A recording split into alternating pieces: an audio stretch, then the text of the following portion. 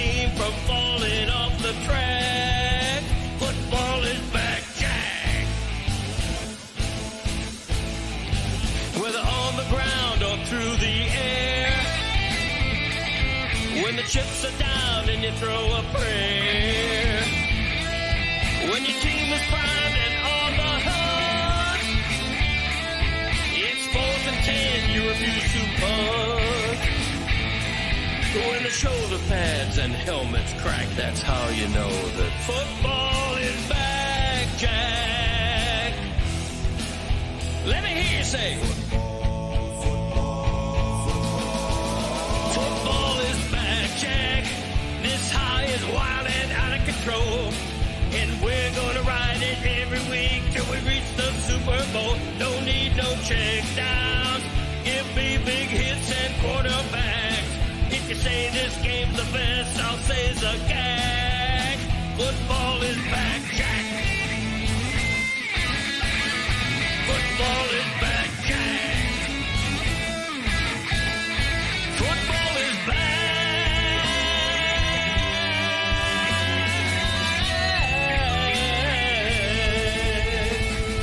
Football is back, Jack.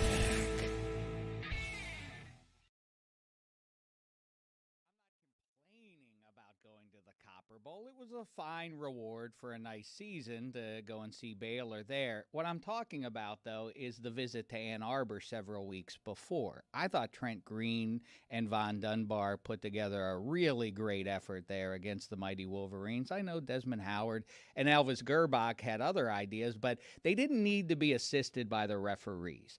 That was really what was stuck in my craw. There was a PI on 3rd down to Desmond Howard, and it was clearly an uncatchable ball. Gerbach threw it into the stands, and yet the flag was on the field. We all saw it. We all have two eyes. I thought it was a ridiculous thing.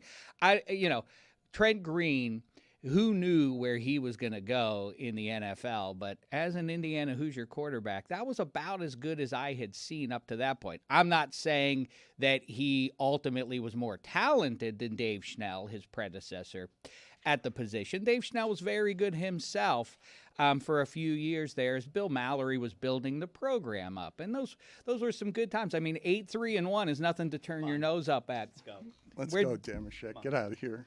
Where did you go, Dan? It's enough. You've just been talking to yourself all night. Everyone here. Damashek, back here. Take 5. Take 5. Is sleeping. Sour pusses. He's done 12 straight hours. I believe we violated an assortment of federal and labor crimes by making Damashek just work all night talking into the YouTube abyss about Indiana football. I can't believe this sentence. Indiana football completing the greatest college football season ever played, just crushing if you are Miami to lose at the end that way, about as close to a championship as you can get.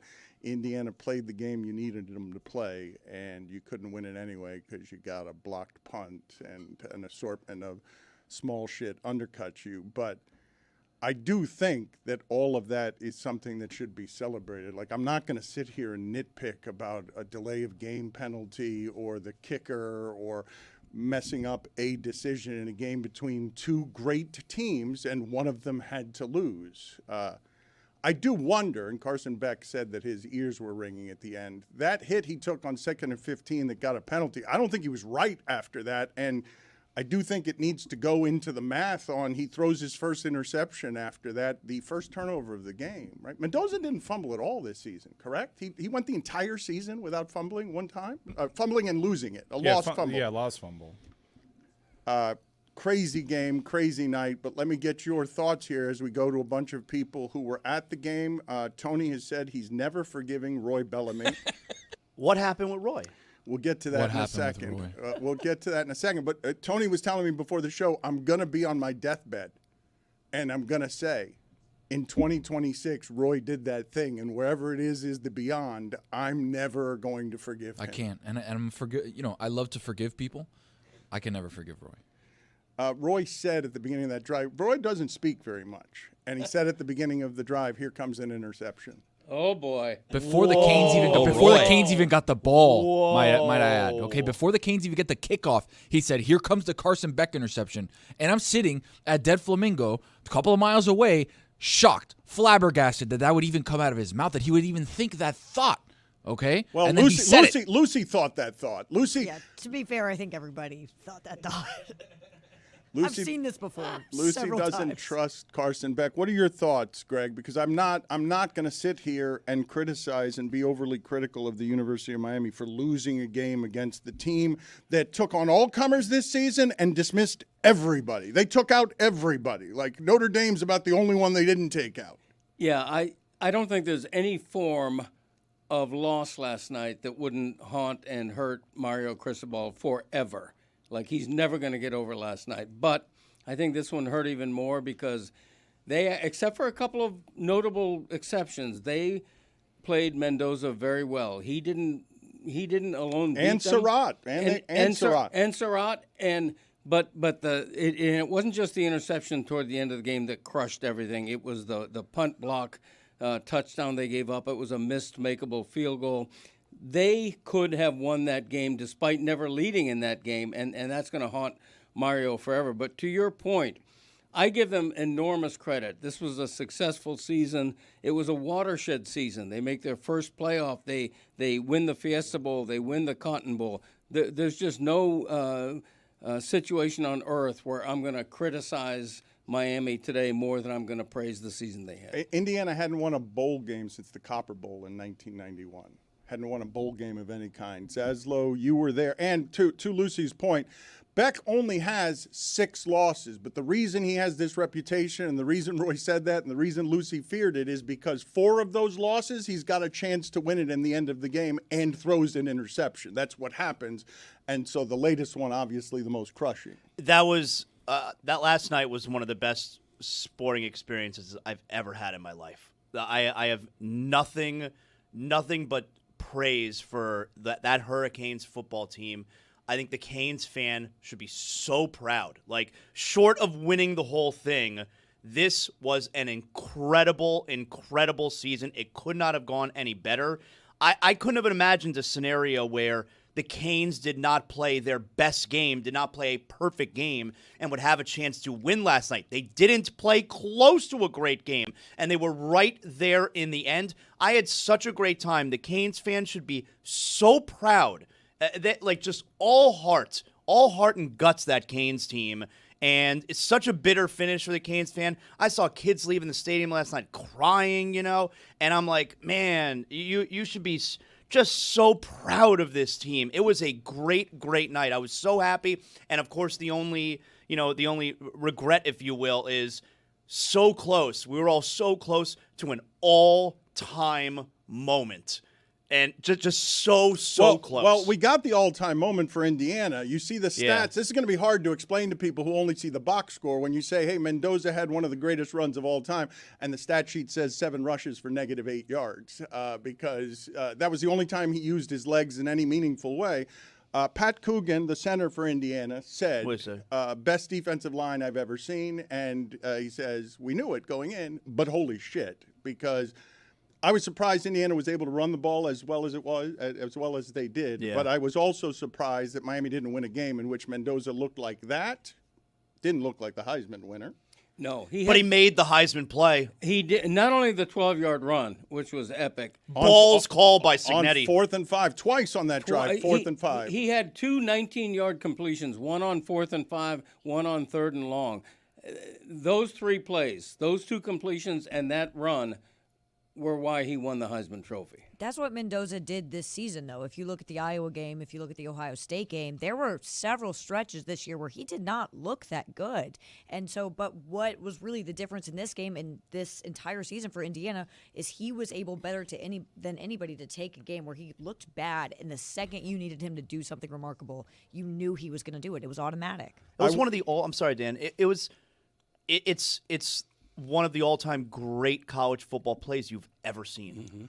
Mm-hmm. That is correct. He referred to Tebow as Mr. Tebow after the game. That was Tebow-esque. I want to bring in Mike here because... Mike, did you watch the game last night? I want to talk about the idea that Beck says after the game, his ears are ringing.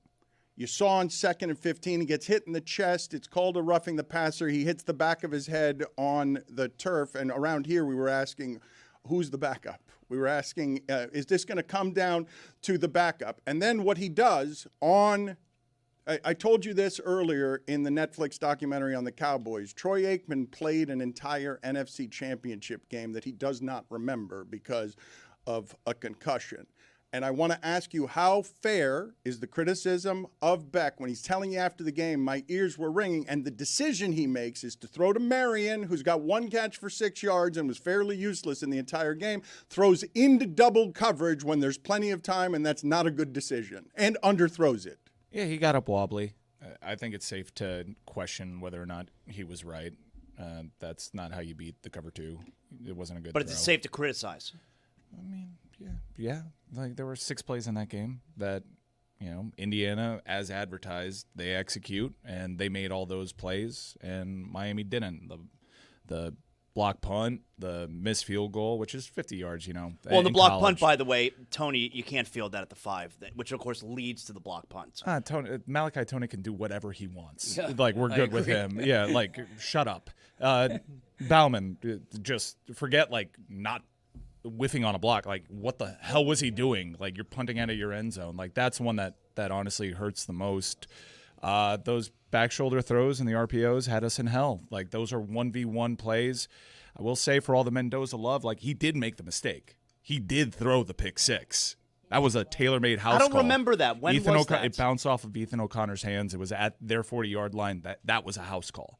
And we didn't make that play. And you got to make every play. Miami, I'm fully confident that Miami's best beats Indiana's best, and Miami just had procedurals, penalties, and missed they didn't tackles. make the plays. So many missed tackles. Look, Mendoza is like a tough as nails kid too. Like they had us in hell with the RPOs, but he was being punished for them, and they stopped running it a little bit in that second half because of the punishment that he took. But one thing about Mendoza, I think he's going to be a really good pro. He's accurate. That's a pro throw that he dares you to stop, and you can't stop it. I think he's got pro wide receivers too, but he is tough, dude, because we were hitting him hard. Very hard. Signetti said after the game, which put Signetti in on Mario's hate list forever, he said there were at least 2 roughing penalties that should have been called that weren't, and he pretty much said Miami played a little bit dirty on his quarterback. Really?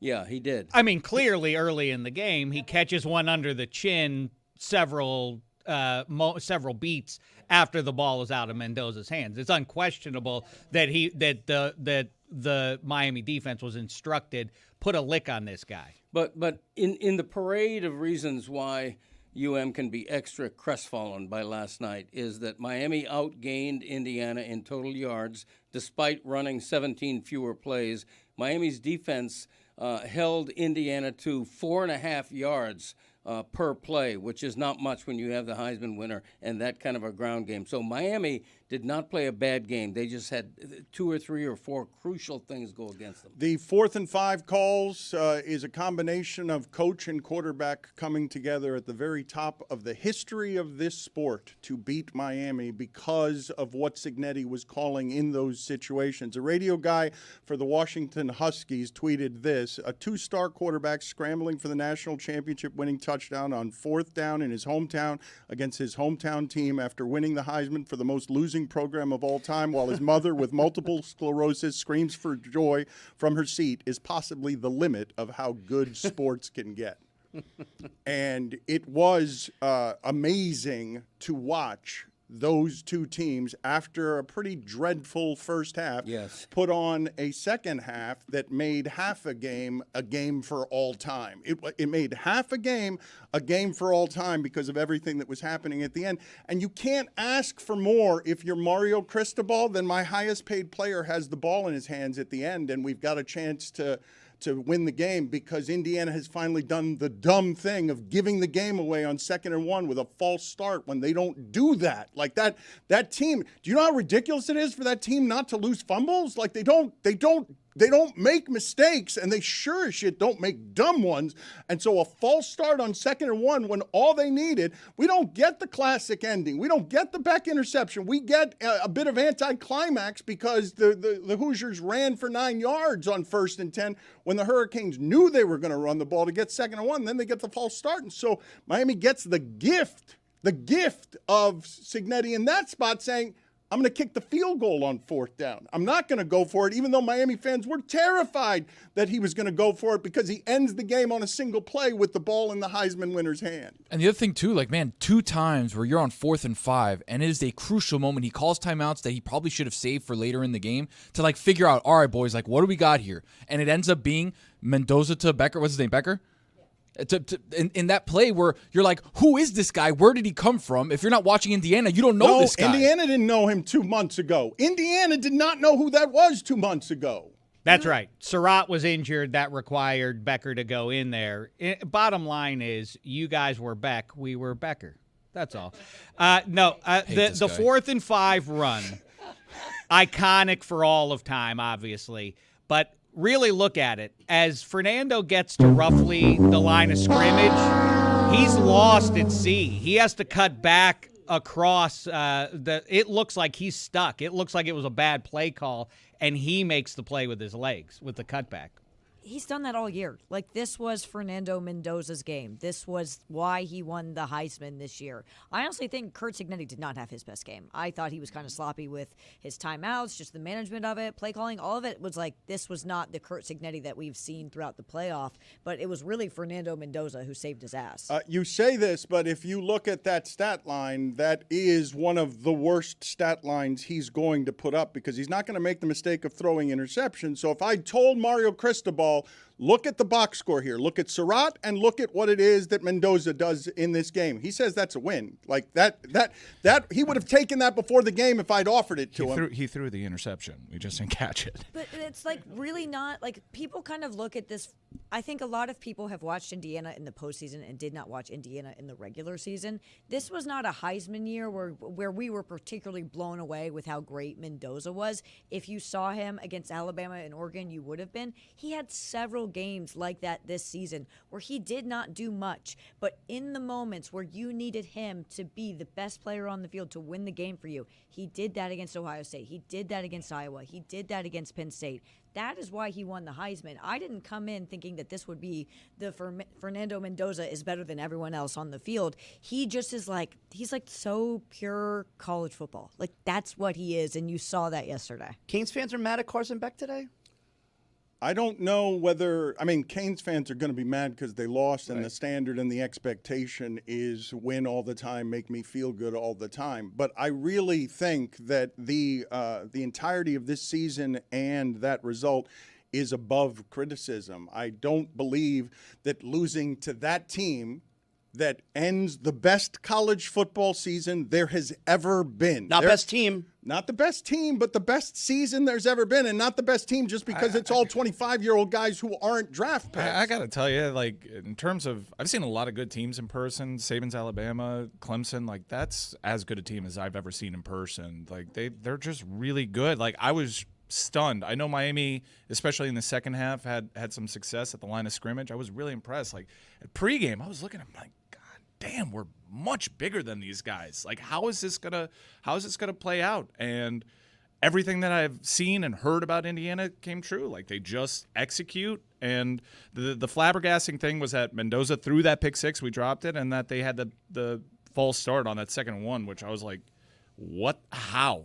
At that point, you start thinking, like, maybe we can do this because it was like a spaceship landed in the middle of the field. You were 40 yards from doing it. You had 50 seconds, plenty of time to score the touchdown, and you got the result that you wanted where Indiana was gassed at the end. The last two drives, Miami being able to score quickly and up-tempo offense with wide-open receivers when Mike, I don't think there was a more surprising thing to me in an evening of surprises than the first three quarters. Every damn pass Beck threw was being touched by an Indiana defensive back. Yeah, like, how were receivers never open?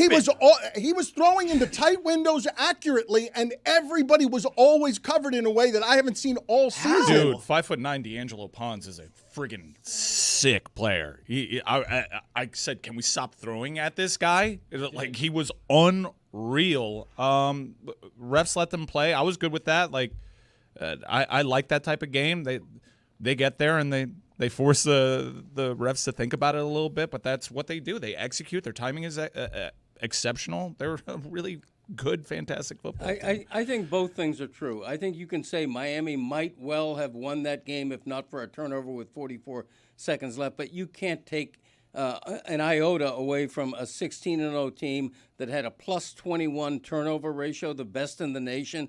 I mean, Indiana richly deserves the championship it's celebrating. But when Mike says it was 6 plays, right? You got 2 plays on 4th and 5. You've got a blocked punt, and you've got a field goal hitting an upright. Those are the 4 for me that I'm like, okay, those are game swingers. I don't know if you want to put an extra third down point. to Becker was crazy. God, that was yeah, insane. like everybody in the building knew what was coming, including our corner, and it's just like, can you stop this? Yeah. Becker's unbelievable. I don't know, that guy just like became Jordy Nelson or Alec Pierce or any other wide receiver you can think of. Did anyone see a replay of the deep pass that they said hit the ground? Hit the ground like Yeah, hell. it obviously It did. hit the ground. It The did. Marion, Over like yeah, 6 yards. The Marion, yeah, it obviously really? hit the Okay. ground. So let's play here the sound last night. A bit of a stunner. Mike, you were not here, Zaslow. I want an etiquette ruling here from everybody in the room because Tony says he will simply never will ever forgive Roy Bellamy for this. This is before Miami gets the football with no timeouts and less than 2 minutes left in the game. Here's Roy Bellamy out of nowhere. He's very, very careful about when he uses his words. All of us were confused when this came out of his mouth.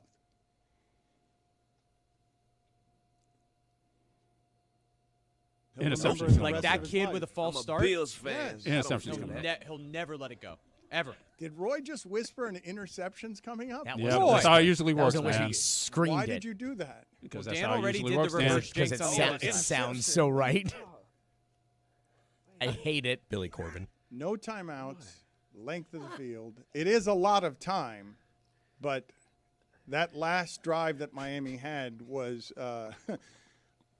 it went against everything else that was happening in the game. All of a sudden, you had receivers running open down the field. Like At least that. we have a lot of timeouts. Hey, I can't have that. What's up, guys? Go ahead, Tony. What do you got? Why would Roy say that? Why on earth would Roy say that? I don't know. It's evil. No, would he's Roy doing say the that? reverse jinx. It's borderline evil. No, that's no. Okay, listen. You guys are a little bit ahead of us. I'm taking out my headphones. You guys can put me in picture to see what happens on a delay. I'm sick right now. I don't even want to talk. I'm done. This is a big drive. This is a big drive. Is it? Okay. Put it on the poll. It was- Put it on it the was a big poll. drive. You were right. Juju. It was a big Is it drive. good Nailed analysis it. that Tony just said this is a big drive? He ain't Spot wrong. on. I don't 2 think minutes, Roy national will ever championship. forget Roy saying that there was going to be an interception by Carson Beck on this drive. You haven't said that much during this live stream. What an odd thing for you to choose to say. I forgot already. Thank you for reminding me. Miami will not forget, Roy. Mike will never forgive you if it's It's called reverse psychology, man. Jeez. Come on, Carson. Come on, Carson. 15 seconds on the play clock. 14, 13. Oh! Oh! no. Oh, my God. See? Oh, victory lap Indiana 2. Did a Hoosiers victory are the lap. national champions of college football. Of all the things to say, I know. you say that. I know. You say that. You say that. You say that. What's the crowd like, Tony? It's Look at Roy gone, too. All right. Good work over there, guys. This is brutal. I came in here today and muttering under his breath in the eating area. Wow. Lewis is saying, I'm quoting here, in the crucible of life, I don't ever want Roy with me. And I asked him, like, why are we in a crucible? And then he starts yelling at me, last night was a crucible. Last night was a crucible, Dan. Last night was literally the crucible of life, and we're all in the foxhole together, okay? There's ammunition raining down. Roy says, I'm out of here. Starts running the opposite way. The rest of us are going forward. He's going backwards. Can you imagine? We're all there together, and he's going the opposite way. Roy, where are you going? As bullets rain down, we were Dan. charging up a hill with bayonets, and we looked behind us, and And Roy's he's hauling running ass. in the other direction. He's hauling ass with a mess hall. But you'll survive the foxhole if somebody in there says 30 seconds prior to the bombs dropping, we should get out of here. Something bad's about to happen. I think Roy's That's not to the be point. That's brave. why we had He's a Zaz, boots on the seer. ground. Zaz was giving us the updates 30 seconds ahead, which I liked because it was going well. And then he does that. Dan, the one thing you can't do is say the I word when you got a final drive for your life. Okay, this was for if you ask Mario, if you ask the guys in that locker room, that was a drive for your life. Well, Mendoza said after the game, "I would die for my team." Yeah, he did. That was something. If you looked at his right arm, it was. That's a raspberry. That's a play on. It was damaged. Damaged. We were playing a game back here. How many members of your family would you be willing to kill off to not suffer the indignity of last night again? My dad's dead. Well, your dad played the bongos in here. He was playing the bongos after Indiana touchdowns. He was doing so with delight. I see that the troll doesn't fall far from the tree. He was really I've never seen him so radiant. like straight up. Like, no respect for that guy. Roy joins us now from remote, and when I say from remote, he's in hiding. He's in the federal witness protection program. At the mess hall, Dan. The rest of us are in the foxhole still. He is not welcome around Crucibles or welcome back in Miami right now, given what it is that he did. It was a wild thing to just casually say while you're sipping your coffee. Roy, muttering under his breath. I could see the ripples on his coffee of the hatred being caused coming out of his nose and mouth as he talked about not wanting Roy at the Crucible of Life to be with him. Dark morning, Lewis is just like casually spitting out Morrissey lyrics like as he's sipping his coffee. Roy joins us now. Roy, do you have an explanation? Have you given it some thought? Do you regret your decision, or are you just happy that you got the prediction right? Well, first of all, I'd like to say hello, Lucy. I miss you.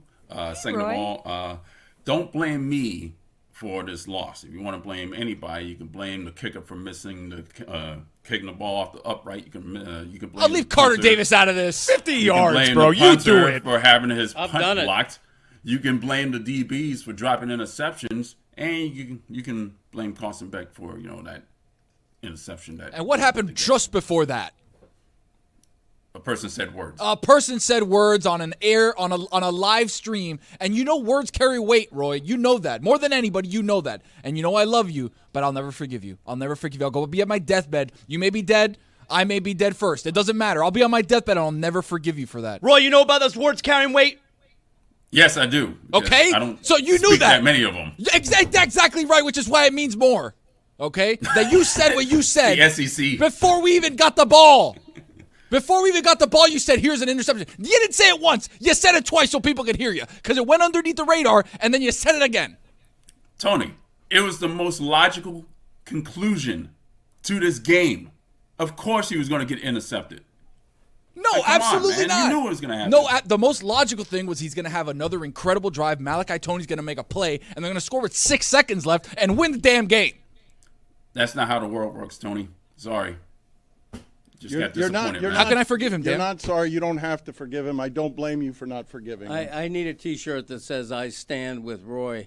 I love the idea of superstition so much, sports superstition. I think it must have started with not talking about a no-hitter in the 5th inning and on. It's the most ridiculous thing in the world, and with all due respect to all of the intelligent people in here who actually believe in superstition but can never explain why, I stand with Roy.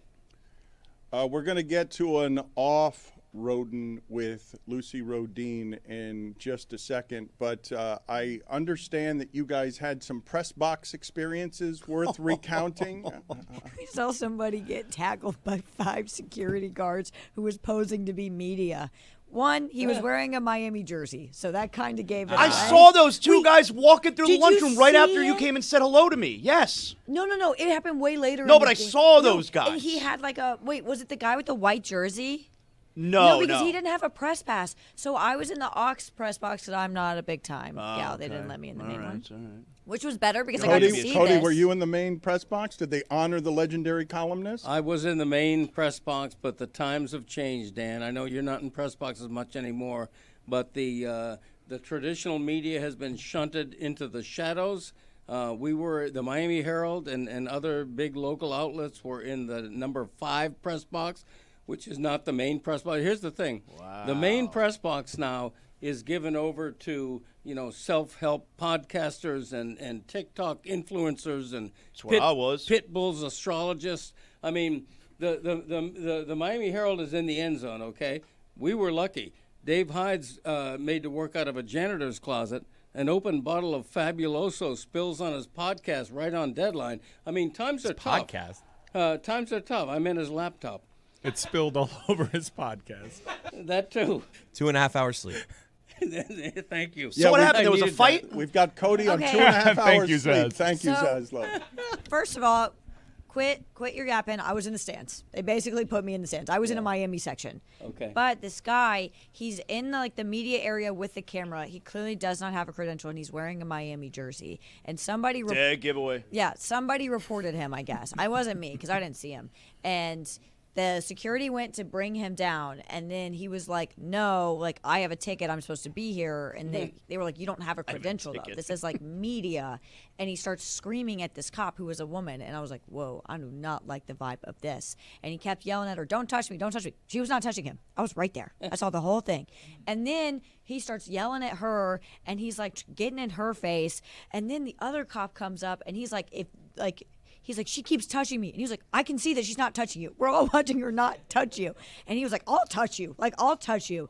And so then he put on his, like, little meta glasses because I think he was going to try to film it. And he was like, fine, I'll show you my ticket. And the lady was like, no, I've been asking you for like 10 minutes to show me your ticket. And then he was like, no, I'm not leaving. So they had to pick him up by his arms and carry him out. And then he started fighting. And then they all tackled him to the ground. And he didn't make it to the second half, which honestly probably worked out for him. That's a bummer. That's a bummer that he doesn't get to watch the second half. He missed a good second half. It was epic. It was really cool. I felt like I got the most like uniquely like Miami in their home stadium playoff experience. We've got Diana Rossini coming up later in the show, Charles Barkley as well, but let's together go off-roading. Yeah, hello, I'm with Channel 6 News, not really, but I'm here to inform you that IU is going to stomp Miami tonight. Go Hoosiers!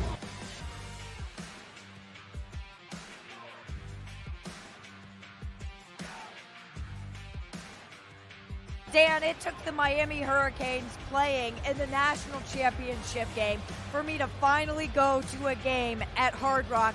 And as you can see, it went well.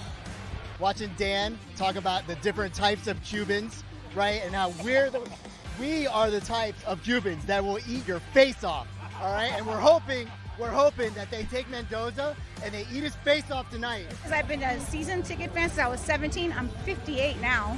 So this is huge for me. I've been waiting for this since 2001. Go Canes! How much bad football do you think you've sat through in your lifetime as Indiana fans? Well, for me, it would be 46 to 50 years, somewhere in that. It's been a lot of mediocre football, I'll say. You weren't there with us 2 years ago. You don't understand the pain that I watched when we went 4 OTs with Akron. You could find a ticket on the ground at the tailgate.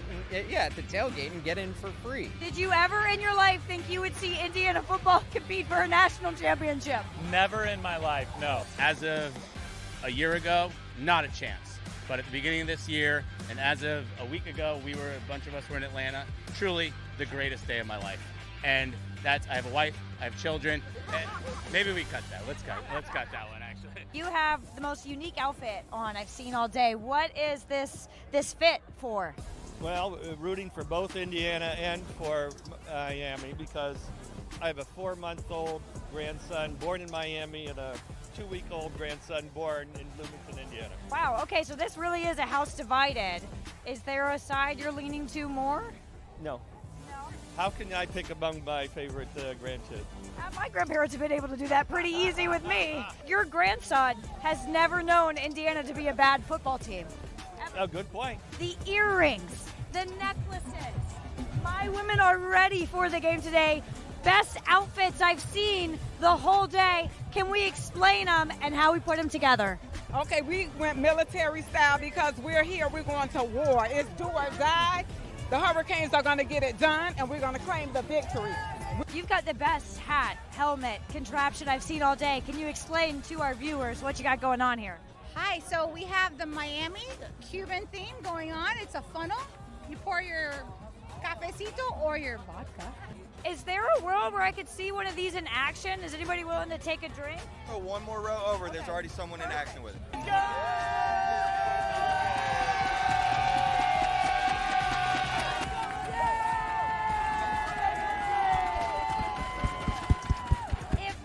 Cignetti was here right now, what would you say to him? Thank God. Thank God you came to save us. Changed all of our lives. He put Indiana on the map. What he's been able to build has been incredible, especially in the 2 years. And so I'd say I hope you stay until you want to retire. Never go anywhere else. let's build you a statue and just please never, ever, ever, ever, ever leave. Will you guys build Mario Cristobal a statue if he wins this game? No doubt. I mean, we got concrete in the truck. We're going to be forming it up after the game. Have Indiana fans, have they been nice? Very nice. They've been extremely nice. Yeah. I gave one of them a slider earlier, gave them some Stugotz, some sausage. They've been great. Have you been nice to them? Yes. For now. I don't believe you. Have Miami fans been nice? Haven't seen too many. Had police officers making fun of us earlier this morning. They were like over the loudspeaker in their car. We were getting chirped. So Miami fans are so kind. They're so nice. They would never say anything rude to us. Have a good game. Enjoy your trip. Good luck, guys. Good luck. Good luck. Have a great day. Good luck. Other than that, they've been not nice. This trip was brought to you by DraftKings Sportsbook. Download the DraftKings Sportsbook app today. The crown is yours. Love Dan Le Batard. I love the Dan Le Batard Show. I didn't realize this is what it was right now. I don't look like Dan Le Batard. Thank God. This is what born and raised Miami looks like. We deserve to be here. A lot of people counted us out. We kept the faith. We knew we belonged here, and here we are. We're going to claim the victory. We're in our hometown, and we're going to get it done. Go Hurricanes! We got some Canes over here. Whoosh, whoosh, hoo, hoo, hoo, Hoosiers! Despite what my behavior shows, I am sad for the Miami fans in the office. I can empathize what it's like to watch your favorite team lose a national championship game. I've been there twice. But I just wanted to say, this is why I love college football, because you get stories like Indiana, the greatest turnaround from any team ever, from the losingest Power 4 team in college football to the national champions. This sport is awesome. What a great season. I started to cry at the end because I'm so grateful I get to do this.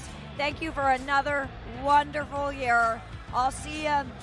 Well, I'm going to be on the show today, so after this.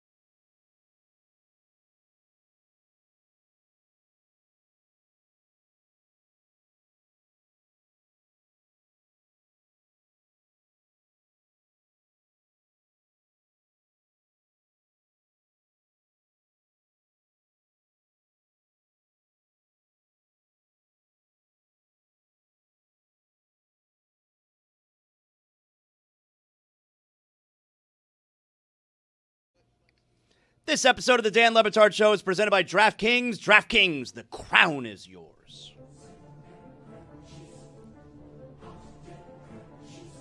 I actually don't think there's been a proper reckoning because everything's been moving so fast. Y'all should be embarrassed. They're physically superior, and the last two games have fooled America. Take a lesson from very recent history. Y'all have been saying the same thing for 3 weeks. It's the exact same thing I've heard about the 4 picks against Louisville and the SMU game going into College Station. I heard the exact same thing going into the Cotton Bowl. They better clean it up if they want to play Indiana. Okay, all right. Anybody at all in media want to say, hey, I'm done doubting this team. Spot the ball, let's see what's going to happen. Their worst game was Louisville because he threw 4 interceptions and he wouldn't stop throwing deep. That quarterback looked like this quarterback to you. What world am I living in where Miami at home is a touchdown underdog against Indiana? Like what?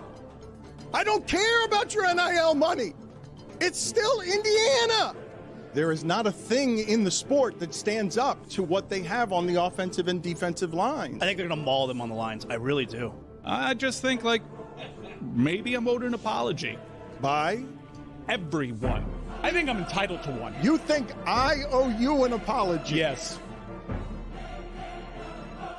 I stand by all of that. Great season.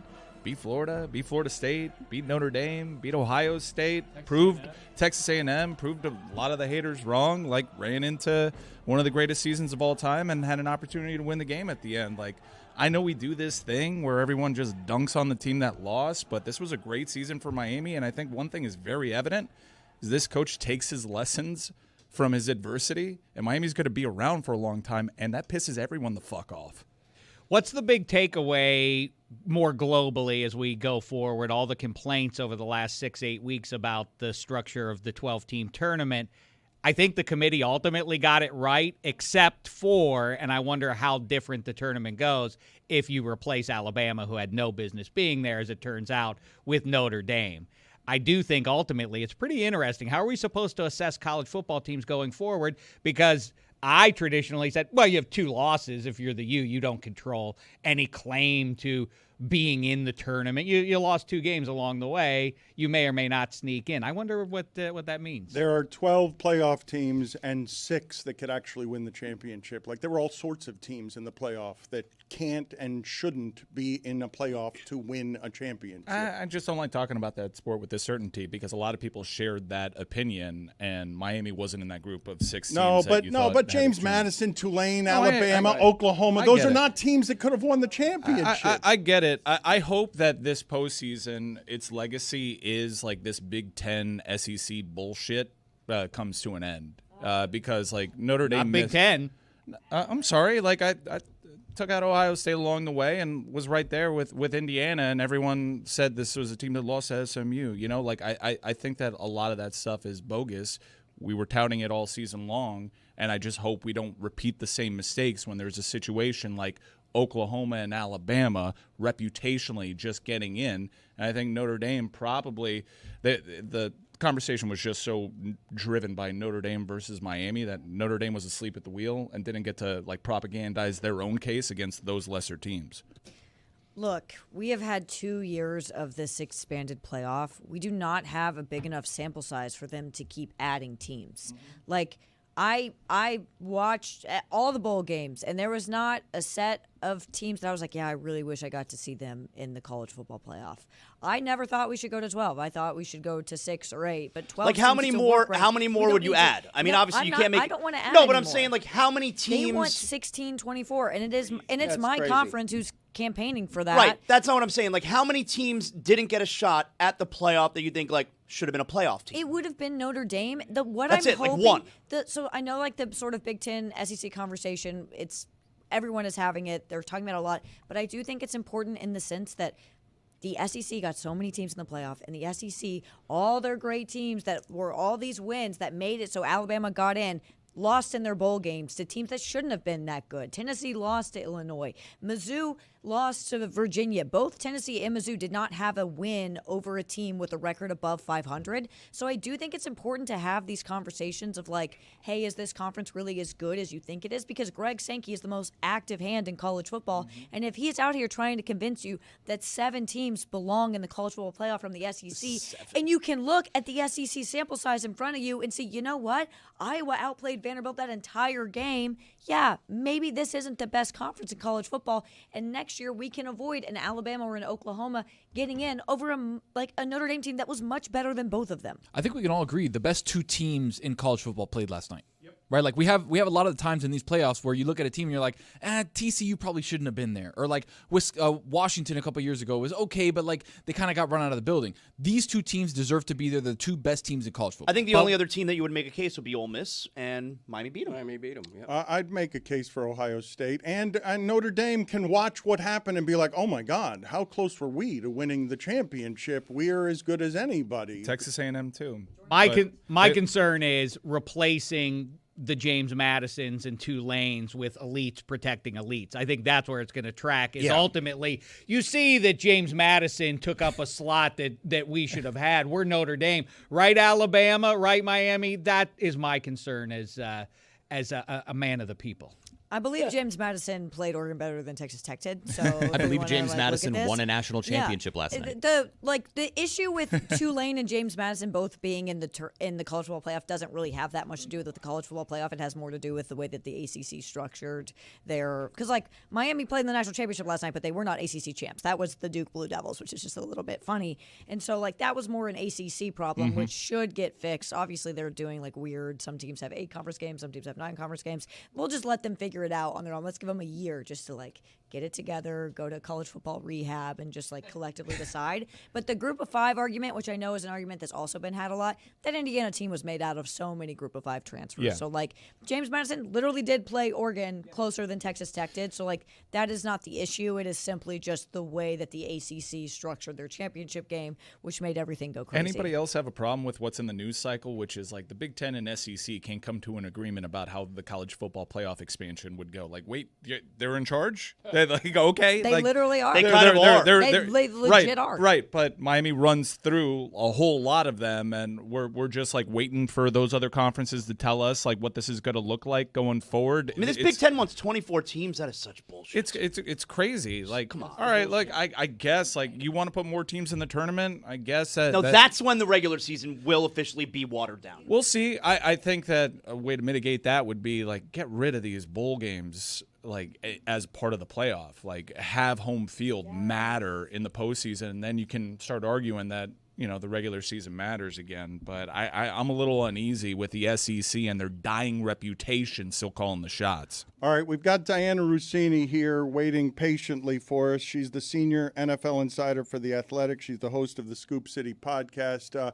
I don't believe that ever in my lifetime I have seen a Miami Dolphin head coaching hire dwarfed by a football game. You've got the Dolphins getting Jeff Hafley. I cannot confidently comment on this beyond being bored by it. Last 8 coaches the Dolphins have hired don't have any head coaching experience. If I was going defensive coach, I would have gone Chris Shula. Diana, welcome. What are your thoughts here? This is just the Green Bay guy hiring the Green Bay guy, correct?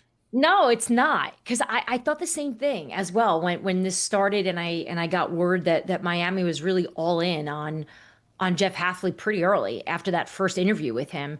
And that wasn't because the GM's doing a hard sell job behind the scenes. He apparently really blew away everyone that's been part of this head coach search. So with that in mind, Hafley interviewed at other jobs as well. And it was pretty overwhelming how much feedback I received on how good he was in a room, how good he was even on Zoom, which is really hard to do, I think. And it's almost every opening had interest in him.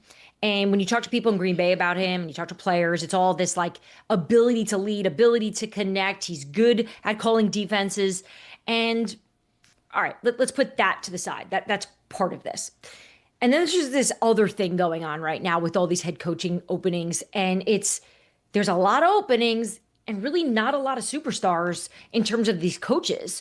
So I think what you're seeing now is coaches that are at least showing that potential to live up to some of those big name guys that we're seeing right now, because owners are sitting back and they're watching the playoffs, right? And they're seeing Ben Johnson do what he does. He saw Liam Cohen do a fantastic first-year job. Kyle Shanahan, I don't know what that was, but he was able to figure it out and get them this far. And of course, Mike Vrabel in New England. And I think they think that maybe one of these guys has it. And I think that's how we got here. But I actually think it's a good thing, Dan, that the GM has an understanding of who this head coach is, because with that ability to understand what he can bring, at least you have some confidence, because sometimes you just don't know. I've had owners tell me it's one of the hardest things to do is find the right head coach based on just what he says in a meeting, because some of these guys are exceptional at presenting and selling and showing their leaders. But what happens when things go wrong? What happens when the Bears are picking apart your defense in the second quarter and the self-inflicted wounds are mounting? What was Jeff Hafley doing on the sideline? And obviously this GM thinks what he was doing was enough for him to be the new head coach of the Miami Dolphins. Cody, what are your thoughts here? Because being good on Zoom has, to me, next to nothing to do with winning football. And also all these guys are kind of salesmen in disguise. Right. Diana, I am curious. The Dolphins' last hire with previous NFL head coaching experience was Dave Wannstedt in 2000, who also was the last Dolphins head coach to win a postseason game. Now they're hiring a guy whose Green Bay team didn't have a particularly good season on defense and epically caved in the fourth quarter against the Bears to be eliminated. What about Jeff Hafley is so good? What about it? What about him makes you optimistic that the Dolphins maybe have hit a home run this time? Yeah, so I think for Miami during the search process, which Troy Aikman, as we know, has had a very big hand in all of this, they've really been looking for a personality that's going to instantly set a culture and hold players accountable. I think that was some of the problems that were rubbing people the wrong way in the previous regime, right? Like you obviously see Mike McDaniel now doing the tour, and he is getting a lot of opportunities. I can tell you that. Like every team wants Mike right now. But putting that aside, for Miami, some of those things were not working for Steve Ross. And he believes that Hafley here is going to be the guy that the players are going to respect immediately. He's a first-time head coach. We obviously saw him at Boston College. He's been in the NFL before. But I will say, like, all I can go by myself as a reporter is just what everyone around him is telling me. And it's really hard to find anyone take shots at him, especially now at a time where it's so competitive. Everyone's so nasty. Everyone's gossiping about everybody because everyone wants the edge. But all the feedback I got on him is just he's going to be able to start this thing from day one, no questions asked. Hey there, Diana. Curious about how confident, what percentage you would put on the chances that the Steelers actually would trade Mike Tomlin. They control him, obviously, through the next year. But, I mean, if you're Buffalo or Cleveland even, wouldn't you at least kick the tires and check the likelihood of that happening? The possibility? Yeah, no, for sure. There's definitely some back channeling going on right now in terms of those conversations. But the word in the league right now is Mike. Mike needs a break. Like it was never even about Pittsburgh. It was needing to just step aside and just be away from it. I always tell a story that every time I see Mike Tomlin, the first thing he says to me every time, I'm like, hey, what's up? He's like, I'm tired. And like, if that's how you're leading conversations with people you haven't seen in like 6 months, you're probably tired. Yeah, Mike By the does way, need a break. we're talking about these Zooms. What is with your shots today? Why do I look weird? What's going on there? You don't look weird. You look lovely. No, I don't think I look. Maybe you know what it is. I was up until 2:30 last night because the Tennessee Titans made a hire at 11:30 because everyone loves to hire at weird hours. Just collecting information. So this is probably me just being tired. So yeah, Tennessee. By the way, that's an interesting one.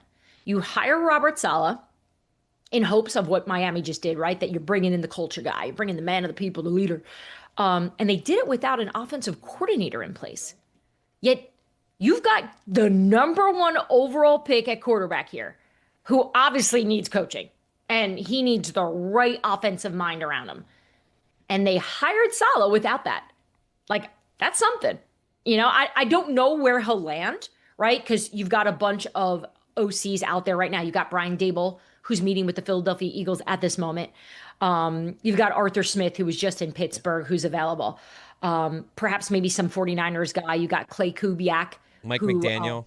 You got Mike McDaniel, but Mike's getting some other opportunity. He could get a head coaching job in all this. You got Tampa all over Mike McDaniel right now. So I'd hire him if I were Buffalo. Okay, Buffalo's a whole nother thing, which we're working on now, because they were in meetings all day yesterday. While I can tell you ownership and even some of those decision makers in the front office had a sense that if they weren't going to win this game against the Broncos, that they were going to make moves. Like, that wasn't the biggest surprise. I didn't really get a sense that they had a plan in terms of who was going to replace Sean, because they're obviously late, right? Because here we are, what is it? January 20th, Tuesday. Most teams are deep in these second visits with these head coaches. So they've got a lot of work to do. Yet that is the most coveted job right now. Like, if you're Kevin Stefanski, aren't you sitting there like, why didn't I just wait? Like, why didn't someone tell me this? Because I would have loved to coach Josh Allen. Well, Diana, how does McDermott get fired, but Brandon Beane gets promoted? It's the best narrative in football right now. You should hear head coaches talking about this. Just from it's like, for whatever reason, I don't know if it's relationships that are built. I don't know if there's just trust from what a general manager brings in terms of knowledge that supersedes a head coach. But there's something about general managers that just lasts longer. Look at Chris Greer in Miami, right? Like, every head coach will point this out. There's something about that position where you're just given more wiggle room. And sometimes it's as simple as just you spend more time with the owner. I don't know a lot of head coaches that hang out with the owner, that are on the phone with him or her a lot. Most are just grinding, coaching, dealing with the players, dealing with all that. So I think that's a benefit. You get a personal relationship, and some real personal, where they become almost family. Look at New York, right? The Giants seemed like they were related to Joe Schoen at some points, and they're not. And now Joe Schoen appears safe, right? As he's going to become as he remains the general manager with John Harbaugh, again, formally introduced today as the head coach. Dan, you have not interrupted me once. And I just want to say thank you. This is lovely. Wow. Robert Saleh and Liam Cohen twice a year. Duval. Now we're talking, Dano. I didn't even think about that. Yeah, it's a good one. Rob Saleh, fine defensive coordinator. If there was a front office that you trusted a little bit more, maybe you can make sense of this. I think everyone's a little puzzled by the hire given what they need on offense, and they have the number 1 overall pick. How does Chad Brinker look at himself in the mirror? This guy is so bad at his job. All you need to do is look at the New England Patriots. This is an organization, for those that don't know, Rand Carthon was a former GM of Tennessee. He brought in Chad Brinker. They fired Rand Carthon. They promoted Chad Brinker. They've been a disaster. I don't know what kind of fairy dust this guy has over the organization, but Mike Vrabel was fired by these front office people. Mike Vrabel in 1 year has shown you he was never the issue. What is this reputation that they have over there in Tennessee around the league? This is a puzzling hire to me.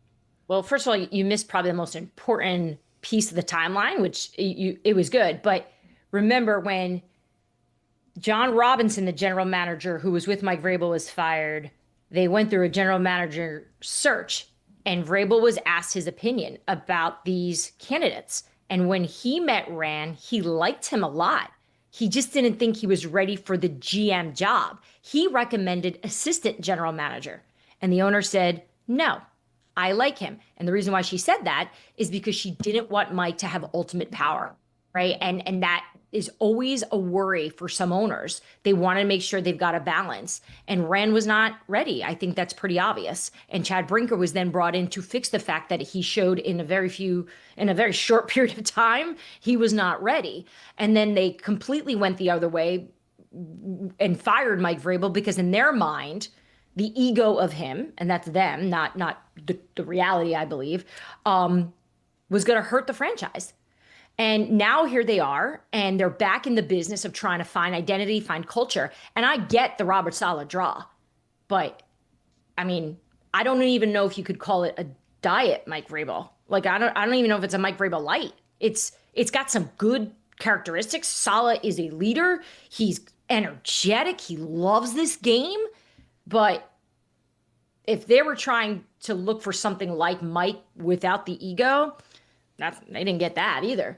So yeah, I think this is an organization that is really trying to lean into Mike Bergonzi and hope that he brings something here. And there seems to be a lot of belief and confidence. Because Mike, remember too, Matt Nagy had the inside track on this. Yesterday, I wrote a piece already that Nagy had the job. Like this thing was moving. And then Saleh walked in and he blew the doors off in the interview. And he's got great presence. And I get why Robert Saleh probably won that room over. I hate that so much. I hate it so much. I know, but Jason Taylor vibes. Everybody relax. It's Chad Brinker's doors that he's blowing down. Okay, no, Dan, I want to ask you this because I did have a head coach ask me this the other day. I swear. He's like, how important do you think it is that I look really good in the interview? Like, do you think I do the suit? Like, obviously you get the haircut, whatever. He's like, do you think that matters? I said, yes, this is business. Of course, if you are looking polished, walking into a room with a female owner, right? For this example, let's say, like, absolutely look your best. Like, who's going to hire a slob? So I know we joke. The Kansas City Chiefs. And Bob Kraft. It was crazy that Tom Moore asked you your opinion on the matter. Andy Reid and Bill Belichick slob up the interview. Neither one of them's great on Zoom. Like, I really do think this stuff of killing the interview is just a grand stupidity from people who don't know what leadership actually requires. Dan, hold on a second. There was that one time where Cliff Kingsbury was in that modern house on draft day, and we were like, that guy knows what he's doing. Yeah. I don't know what it is, but he gets it. Sala is pretty handsome. Exactly. Like that I think that's part of this. And look, Salah's a big dude. Like he has a plan. He does. Like, he wanted this job badly. And while I'm sure, Jed York and Kyle Shanahan probably hated the fact that Salah was, I'm sure, prepping a lot for this interview while they're in the playoffs. I think that for him, look, a year ago he got fired. We were writing pieces about how he lost the team and all the cultural issues they had in New York. So now he's got a second shot here. But we could probably have another conversation too. Did he pick the right place for him to have this rebirth, to get back in the game? I don't know. Is this good ownership? He just went from Woody Johnson. So, we'll see how this plays. But right now we still got the Pittsburgh Steelers looking for a head coach, the Cleveland Browns, the Buffalo Bills, the Las Vegas Raiders. You guys obviously saw Tom Brady there last night and that whole force, and the Arizona Cardinals. Greg Cody on 2.5 hours sleep just stifled a burp in order to get you this question. I did? Did I? Brad. Excuse you. Wow, yeah, seriously. Diana, I want to detour from coaching for a second. So Bo Nix is suddenly erased. It's your team, Jarrett Stidham. Can Denver, with that defense, still beat the Patriots and have a chance to win the Super Bowl? Yes. No, let me answer AFC first. Yes, I think there is no human being on this planet more insane than Sean Payton in these situations. I don't look, he wants Bo Nix out there, but it's not like this building fell apart once Bo Nix went down and they don't think they can win. I remember this summer, they were telling me about Stidham, and I remembered his days obviously in New England, and I'm like, what? Like, oh, I'm glad that you like him, but whatever, And New England, if you guys I don't know if you recall, but during free agency, New England was trying to get Jarrett Stidham back to New England. So there was like a little bit of a war going back and forth in negotiations to try to get him, and Stidham picked Denver.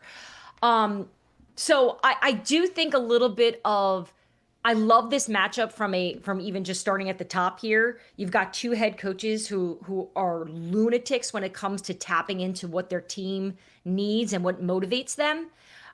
So I think if anything, this works in the favor of Denver. They are looking at this as we're going to have to overcome this, and that's how they like it. And look at Sean Payton's history. Look at the times when Drew Brees wasn't in, when he was in New Orleans. Teddy Bruschi, right? I think Sean won almost every single game with backup quarterbacks.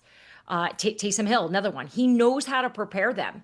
And I do believe he does a good job of making sure that everyone steps up, knowing that Jarrett Stidham doesn't have a lot of experience as a starter. And in an AFC championship game against a hungry Patriots team that has a vibe about them. I was with them on Sunday night.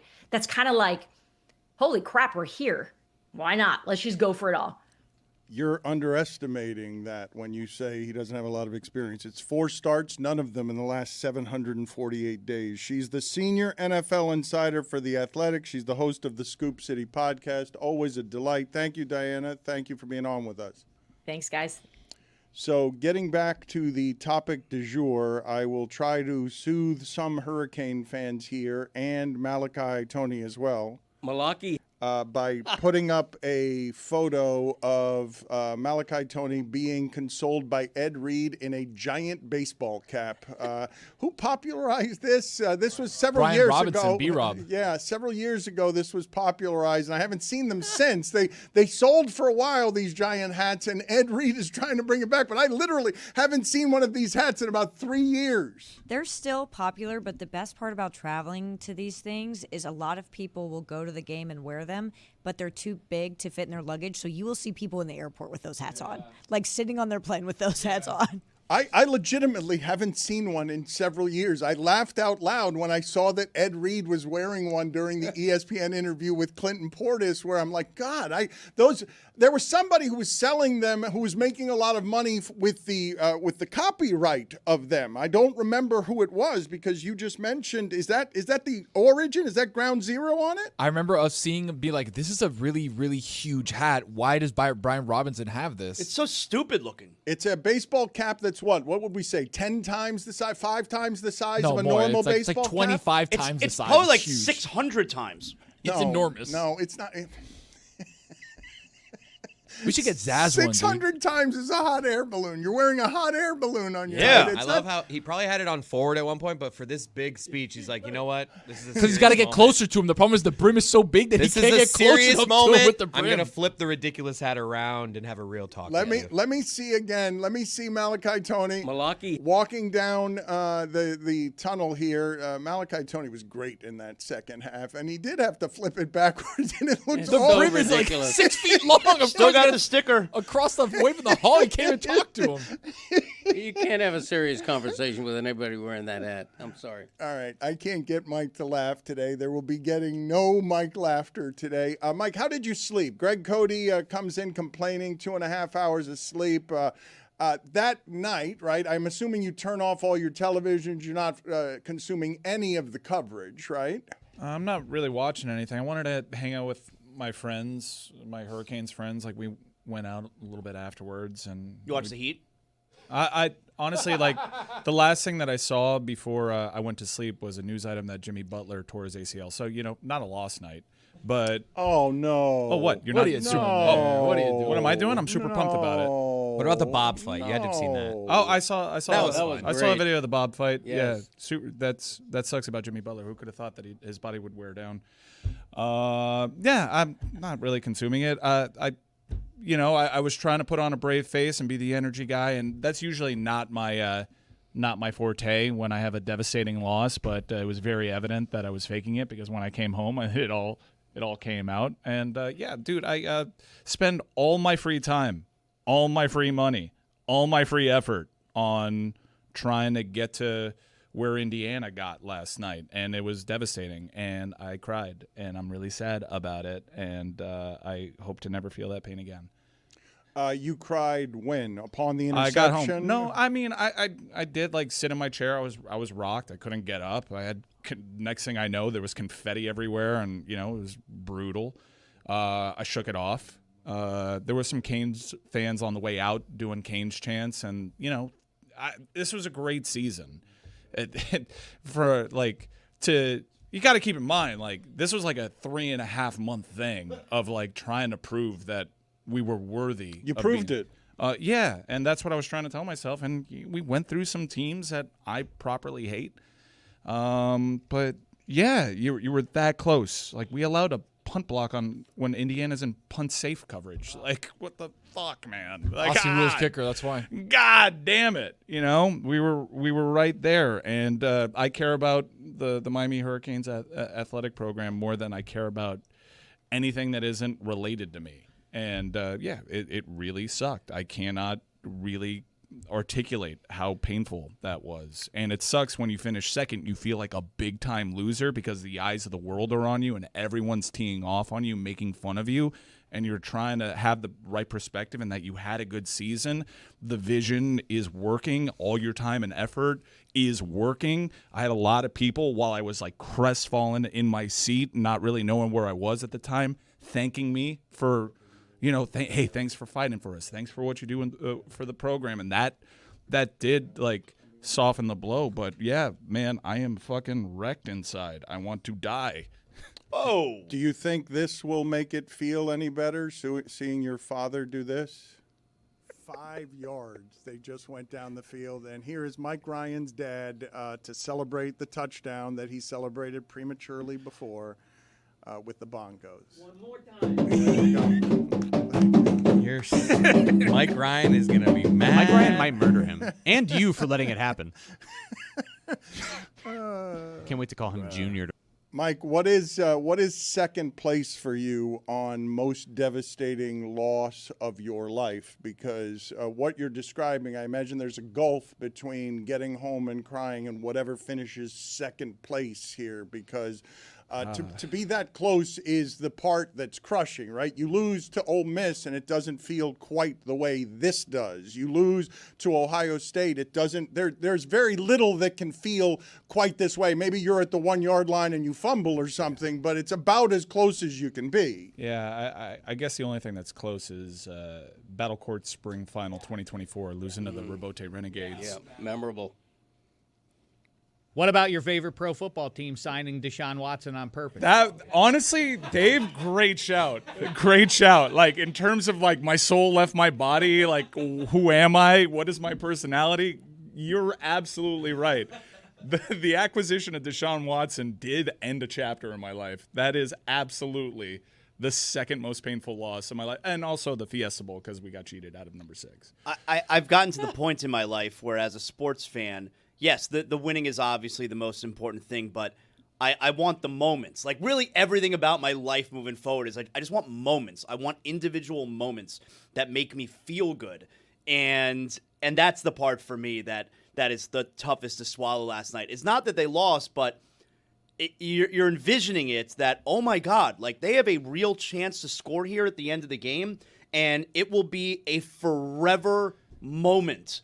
That's the part for me that's the toughest to swallow. Not just that they lost, but we would have had that moment, that feeling for the rest of our life. Yeah, I didn't. So close. I don't know. I didn't think the universe would afford me that kind of happiness and joy. Did you see? I thought they were gonna do it. The dude that actually pulled down the interception is Glenn Sharp's nephew. Glenn Sharp was a corner that was on Chris Gamble in the Fiesta Bowl when Terry Porter threw that flag. Wow. Who cares about anything? Sports is stupid. Like, why do we even Sports do are this dumb. shit? Like, why are we like Sports are what? dumb. What? But you, also, they're Mike, the you said it best. yesterday. They're yes. the best. No, They're the but best. sports are stupid. You said it yesterday. The universe died a trillion years ago. We're living in its echo. Like, who cares? Who cares about anything? We're all gonna die, and I'm gonna be on my deathbed, MF and Roy. I care big. I love big, and when it happens, and it will happen, it's going to be the greatest day of my sports fandom. I know we're gonna figure this out, and we're gonna get there. And I mean, how can you not feel great about this head coach and the trajectory of the program? I feel like this is the start of something.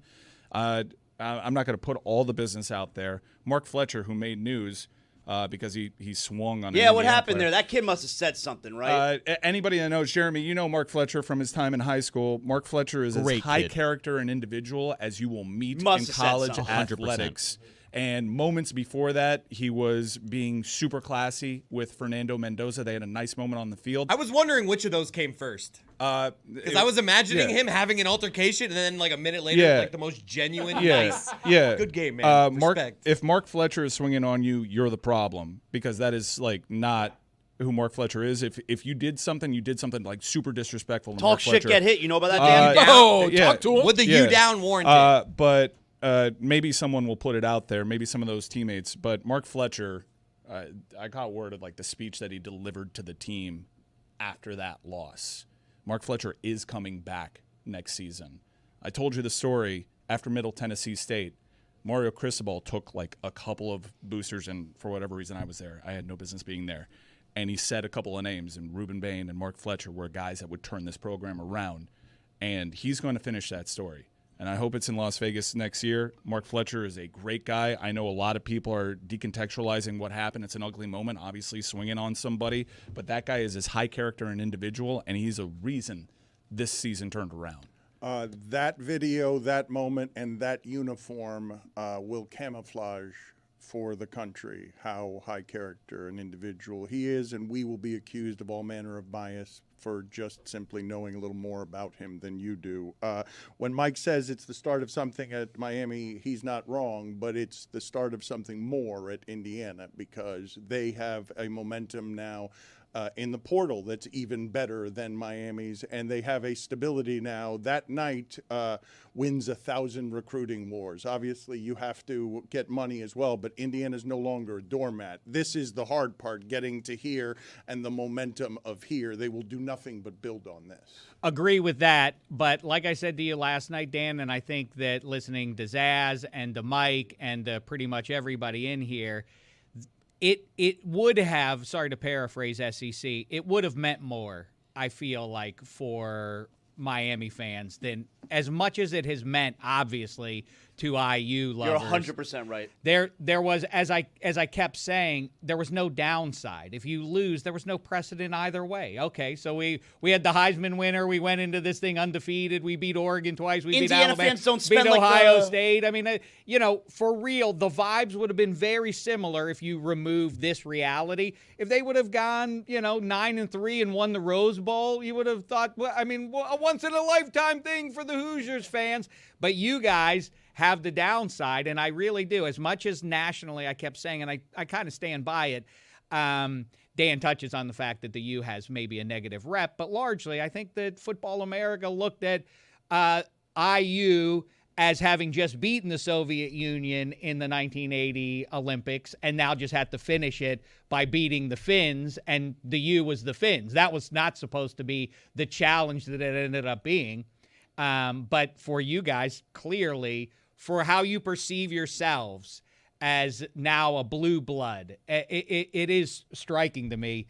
I don't think the nation senses it as much as you guys are feeling it. Well, Cristobal volunteered after the game that, and rightly so, that there's absolutely no guarantee that just because they were great this year and reached the final, that's a given next year. And reflecting that, the immediate championship odds for next season are out already, and I was a little surprised to see Miami as low as tied for 10th in the betting odds, and that all depends on how they score in the portal with a new quarterback.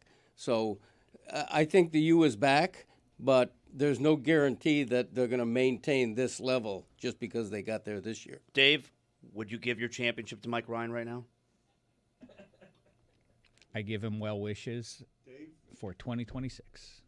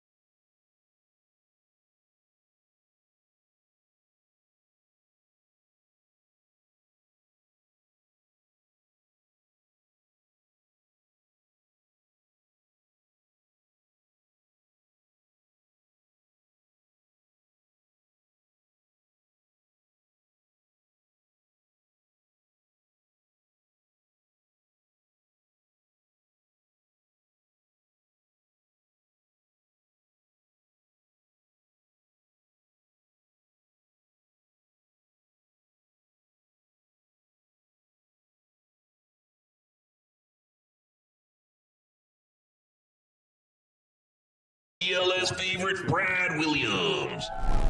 Now, Dan, imagine what you just experienced being a 6-foot whatever man. Now put that in a 4-foot man as I'm trying to cross the street last night, looking at certain puddles going, this could be it. This could be where I go because the water was moving very fast. I forgot my floaties. I can't swim. I have a very large head that sinks. I have a very fat butt that floats. That's not good for swimming. I'm very nervous. Florida is not a good climate for me. He instantly goes upside down. I do. I turn into a fly girl in a club, just face down, ass up. Like, that's me. Instantly in a puddle. Here lies Brad, killed by puddle. That could happen. Brad Williams makes me laugh all the time, but rarely as much as when he's greeting Mike Golick and they are doing that shoulder handshake, and Mike Golick has to get down and Brad Williams has to climb up. Why didn't you just go in for a straight handshake to say hello? Because then I nut tap him. Because if I go straight handshake, there's the possibility. And by the way, how much Gojo, were you just holding back? You're like, if I go full shoulder into this guy, he may evaporate into Skittles. I was more thinking on if I went to pull in, because we went the dap with the hug. Yeah. And so there's that pull in the middle, and I was like, are we going to airlift Brad right now?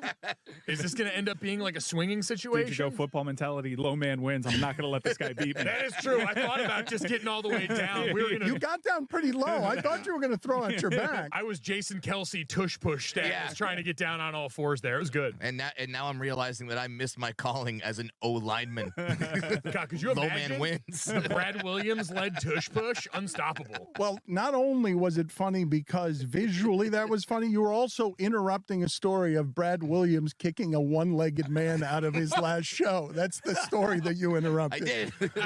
I did. There is no love lost between people who share parking in the handicapped space. He was gone. Get out of my show, sir. Now, did you know he was one-legged before you kicked him out? I did not. I did not. So when he gets up. I was in Bridgeport, Connecticut, and where all the one-legged people hang out.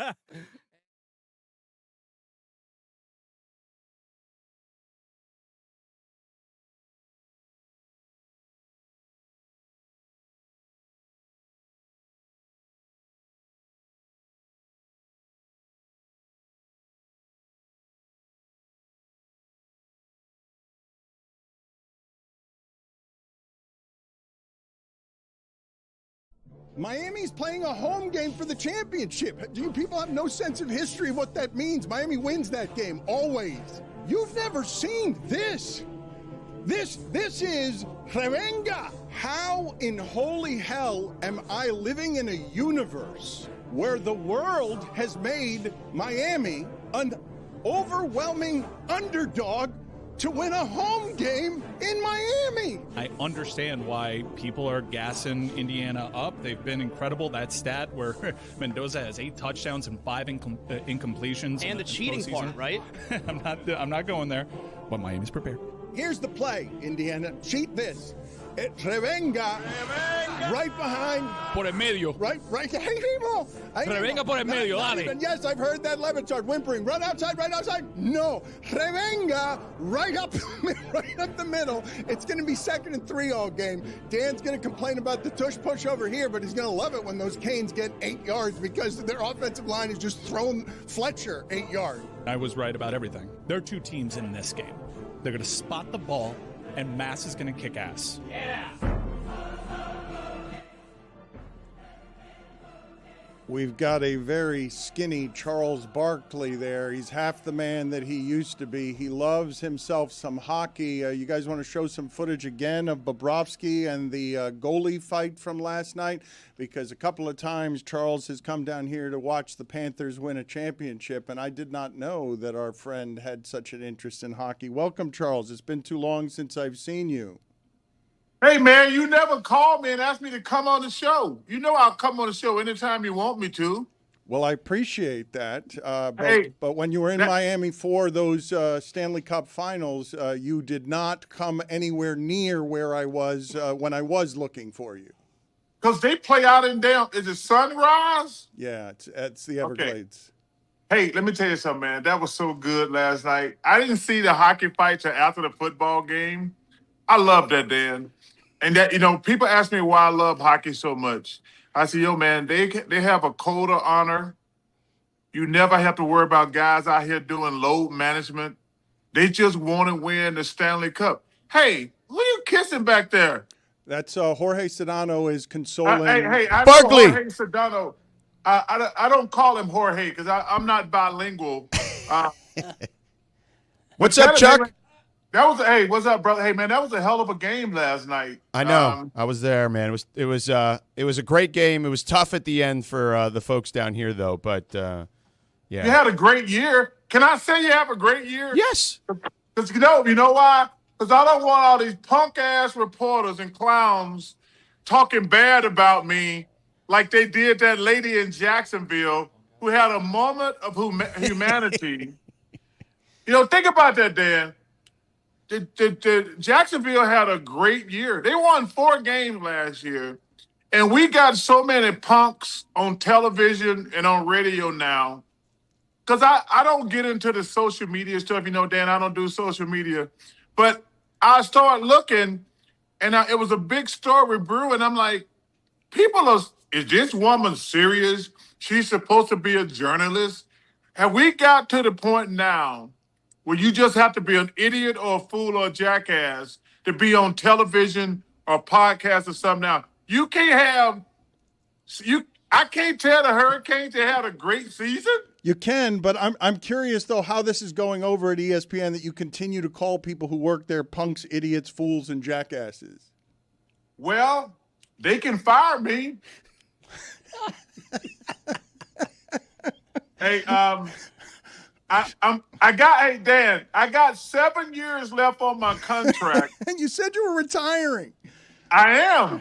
So listen, Dan, I'm 100% retired, but if I can do something just a little bit stupid, so they have to fire me, they'll have to pay me for the whole 7 years.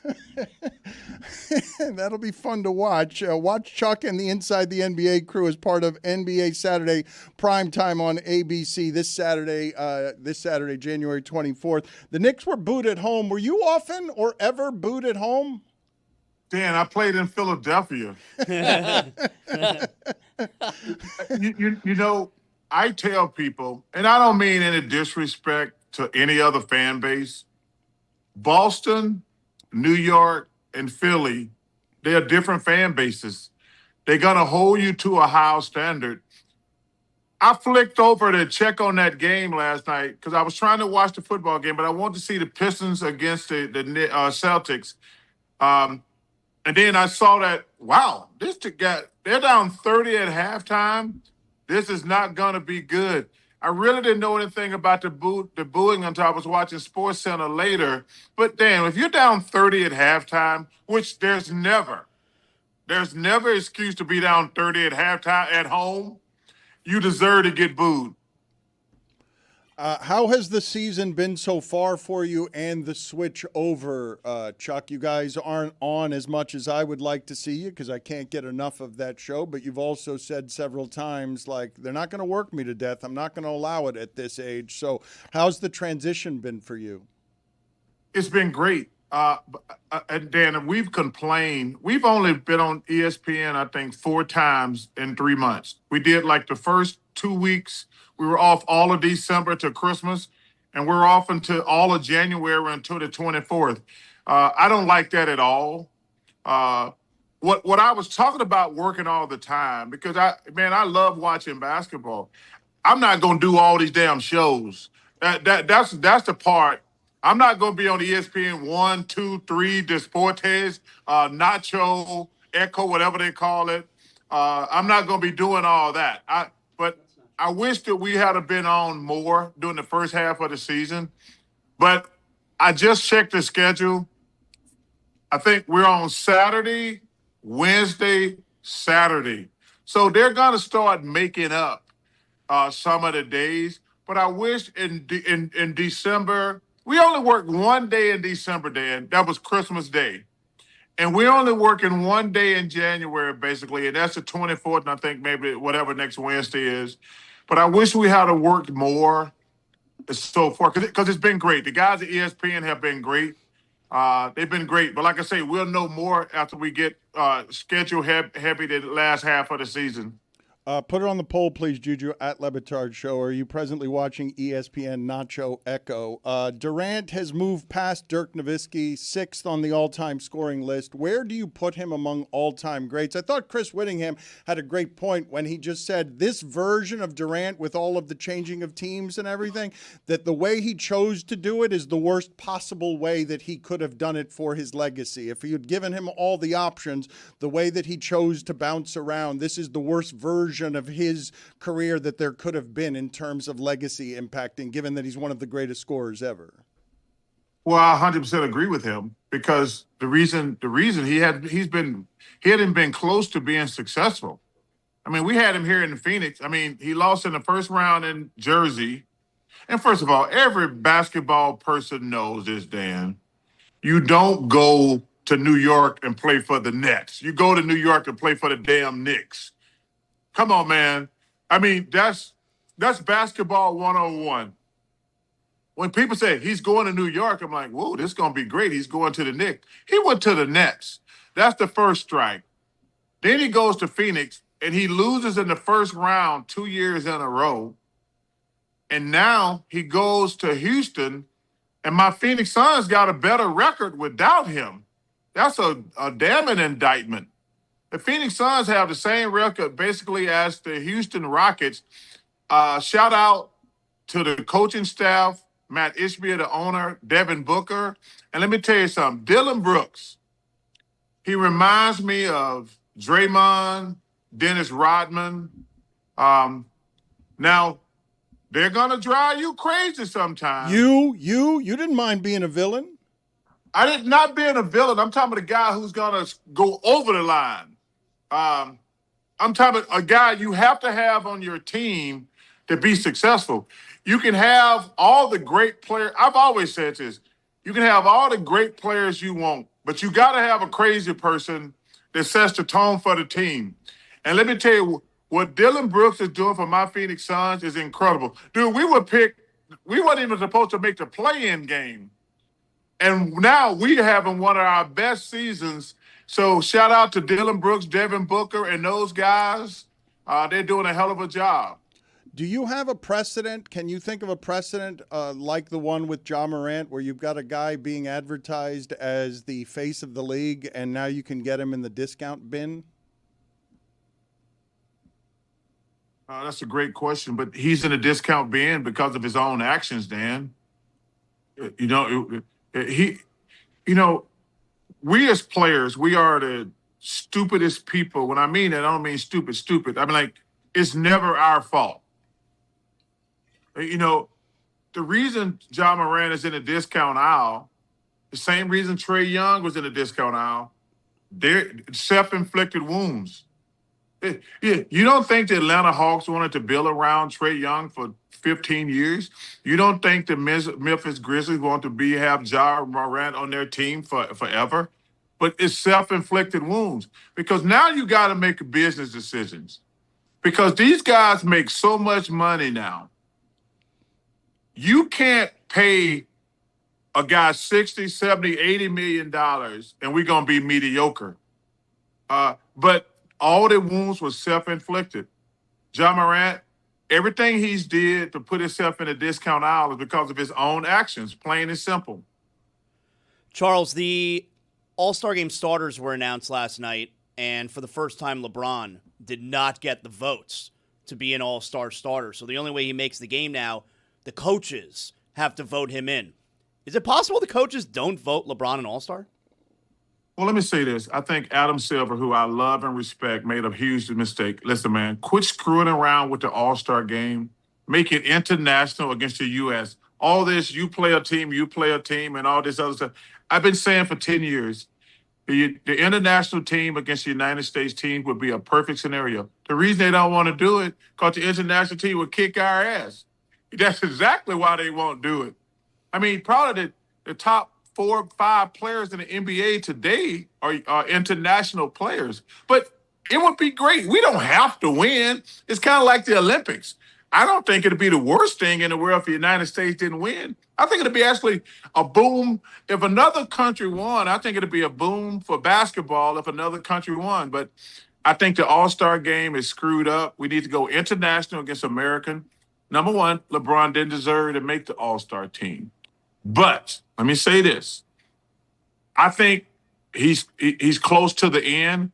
I think we need to find a way to get him in there. Because let's be honest, it's probably his last All-Star game. But he didn't deserve to make the team. He's not playing like an All-Star. But if this is his last year, I think we need to find a way to get him in the game. I think, I think Adam Silver should go to LeBron and say, hey, man, is this your last year? And then if it is, like, we need to make sure your last year, you're in the All-Star game. Because he's done so much for the game. I told you, he's the 3rd best player I've ever seen play behind Michael and Kobe. He's never really gotten into trouble. I admire him. I respect him. But listen, man, if this is his last year, I hope that they find a way to get him in the game. Are championships the measurement there for you, Charles? Because when you put those three guys in that class, I want to put Jokic there. I want to say that Jokic is among the best players that there have ever been in the sport, but the sport is changing so much that I feel like I'm going to say that about Wembanyama in a couple of years. Well, Dan, first of all, you're 100% correct. Jokic, now, these three, in my opinion, are outliers. But, Dan, you're not going to tell me you think, first of all, Joker's the best player in the world today. You're going to tell me he's been Wilt, Bill Russell, Kareem, Shaq, Hakeem.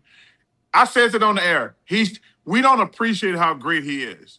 We don't appreciate how great he is. But I said, I'm not putting him above Bill Russell, Wilt, Kareem, especially Kareem. When we talk about the greatest ever, Kareem should be in the conversation. But he never gets mentioned. Kareem should be in the conversation. But also, as much as I love the Joker, you're not going to put him out there against Shaq and Hakeem, are you? Come on, Dan, stop it. He's the best player in the world today. Don't get me wrong. I mean, Charles, I know this generational stuff is tough, right? I know it's difficult, but Babe Ruth would have sat there watching 100-mile-an-hour fastballs with that big bat, and at some point, Shaq and Michael Jordan are going to generationally be passed by evolution, are they not? At some point?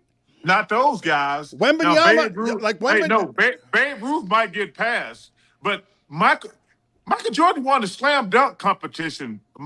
So if you're good enough to win the slam dunk competition, you're one of the most athletic guys on the planet. Like, yeah, all these guys are athletic. That don't mean that. Shea Gilgeous-Alexander, he's not overly athletic, is he? But he's right there with the Joker as far as the best player in the world. I mean, I love Shea Gilgeous, but you don't say, wow, he's really, really athletic. Kawhi Leonard, the one day a week he plays, you can't tell me he's overly athletic, but he's gonna go down as one of the best players ever. So, and listen, the only question about Victor is his health. You know, Dan, have we ever, and I hate saying this because it sounds stupid, but it's true. These guys who are that tall, have we ever seen any one of them stay really healthy for like 10 years of excellence? I mean, it's such a freak of nature to be that tall. And I love that kid. I hope he's able to stay healthy because he's a great kid. How is Wilt able to do it? Well, I think Wilt was only like, he's close to the Shaq height, like 7 foot, 7'1". Only? This guy's 7'5", 7'6". Yeah. Yeah. But I will say this, and I've said this before. Shaquille O'Neal is the biggest human being I've ever seen in my life. Him being able to play 20 years is one of the greatest accomplishments in sports history. Like me and Kevin McHale used to always say, the first time I met Shaquille, I'm saying, how can a dude that big run that fast and jump that high? But his body to hold up for 20 years, I know at the end he didn't have a lot left, but he had a 10 to 15-year run where he was he could outrun everybody, he could outjump everybody. But man, I hope Victor can stay healthy. I want to play for you the sound and see if you've gotten any better at saying the name of the two-time NHL champion goalie for the Panthers. Sergei Bobrovsky. Well, first of all, let me explain. Go on. Hey, Greg Cody, it's good to see you, brother. Thank you, you're Charles. doing great, Greg. Thank you. I apologize for laughing at you mispronouncing Bobrovsky. No, hey, that's no big deal. I'm going to explain to you why. Because, when you're going to do a hit on television, you get to the game early. And I'm on spring break at that time. So I was in the I was already in the Sergei vodka before I got to Bobrovsky.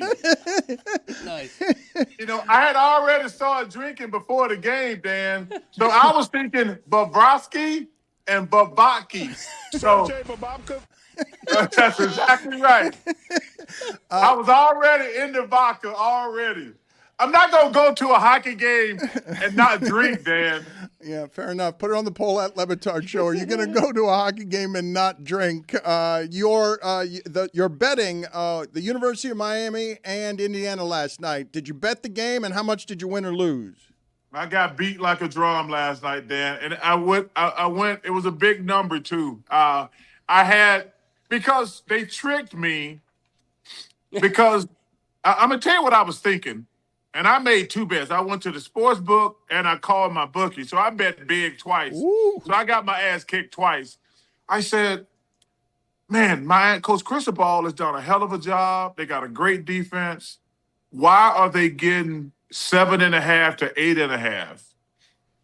I says, I think Indiana's going to win the game. But, man, they tricked me into betting on Miami. On the money line? I mean, you covered. You covered. But what you bet Miami to win? You bet Miami on the money line? No. I took Indiana. Indiana didn't cover. Okay. So who tricked you? What happened? The line said take Indiana because they're not going to blow out Miami. You know, it's the same thing. About 3 weeks ago, I says, I think Indiana's better than Alabama, but they're not going to win by more than a touchdown. But, you know, you're trying to figure all this stuff out. I says, well, I think it's going to be a good game. But why? Because the line dropped from 8.5 to 7.5. Because I played golf yesterday and it was 8.5. By the time I got to the sports book, it was 7.5. I said, oh, man. So I overthought it. I should have gave Coach Cristobal more credit. But, man, you know what? Hey, that's gambling, brother. That's gambling. Our crew here is a little confused. Mike and Tony are a little confused by what happened to your bet, and we don't understand why you would need to make 2 bets, why it is you'd go to the sports book and also call your bookie. Is it because you had drinks while you were playing golf? Sergey Bababka? No, because I was really confident that Indiana was going to – because I said, man, the line should be closer because Miami got a hell of a team and they're playing at home. That's what I was thinking. So I just bet twice. I just bet more. But I didn't bet. I bet twice. I just bet more. And I lost more twice. I did. The line tricked me. I said, man, they died for us to bet on Miami. Because Miami, to me, they shouldn't have been getting 7.5. I mean, they won all those games. They were playing at home. But they just tricked me, Dan, plain and simple. It sounds like you're a bad gambler. Who's tricking you? Is your bookie just telling you, no, don't do that? Who's tricking Charles Barkley? Well, there's no such thing. I tell people there's no such thing as a bad card player because when you go to the casino, if you get good cards, you're a good damn gambler. Damn right. I always love when people say, are you a good card player or are you a good gambler? I said, depends on if I win or lose. When the dealer's giving you all these good cards, nobody say, man, you a good gambler. I said, no, the dealer's giving me good cards. And when I call my bookie and I bet when I win, man, I took the right side. When I lose, I took the wrong side. That's gambling, brother. Put it on the poll at Le Batard Show. Should your bookie be trying to talk you out of the bet you're trying to make? Sure? Charles, true or false? Shaq still cannot name 3 Pistons. In fairness to Shaq, the Pistons have only been relevant. No, we've been on TV a long time. The Pistons, number one, great win last night. But they only been relevant. That's like that stupid game we play, who he play for. That game's not stupid. That's an awesome game. I'm not watching bad teams play, man.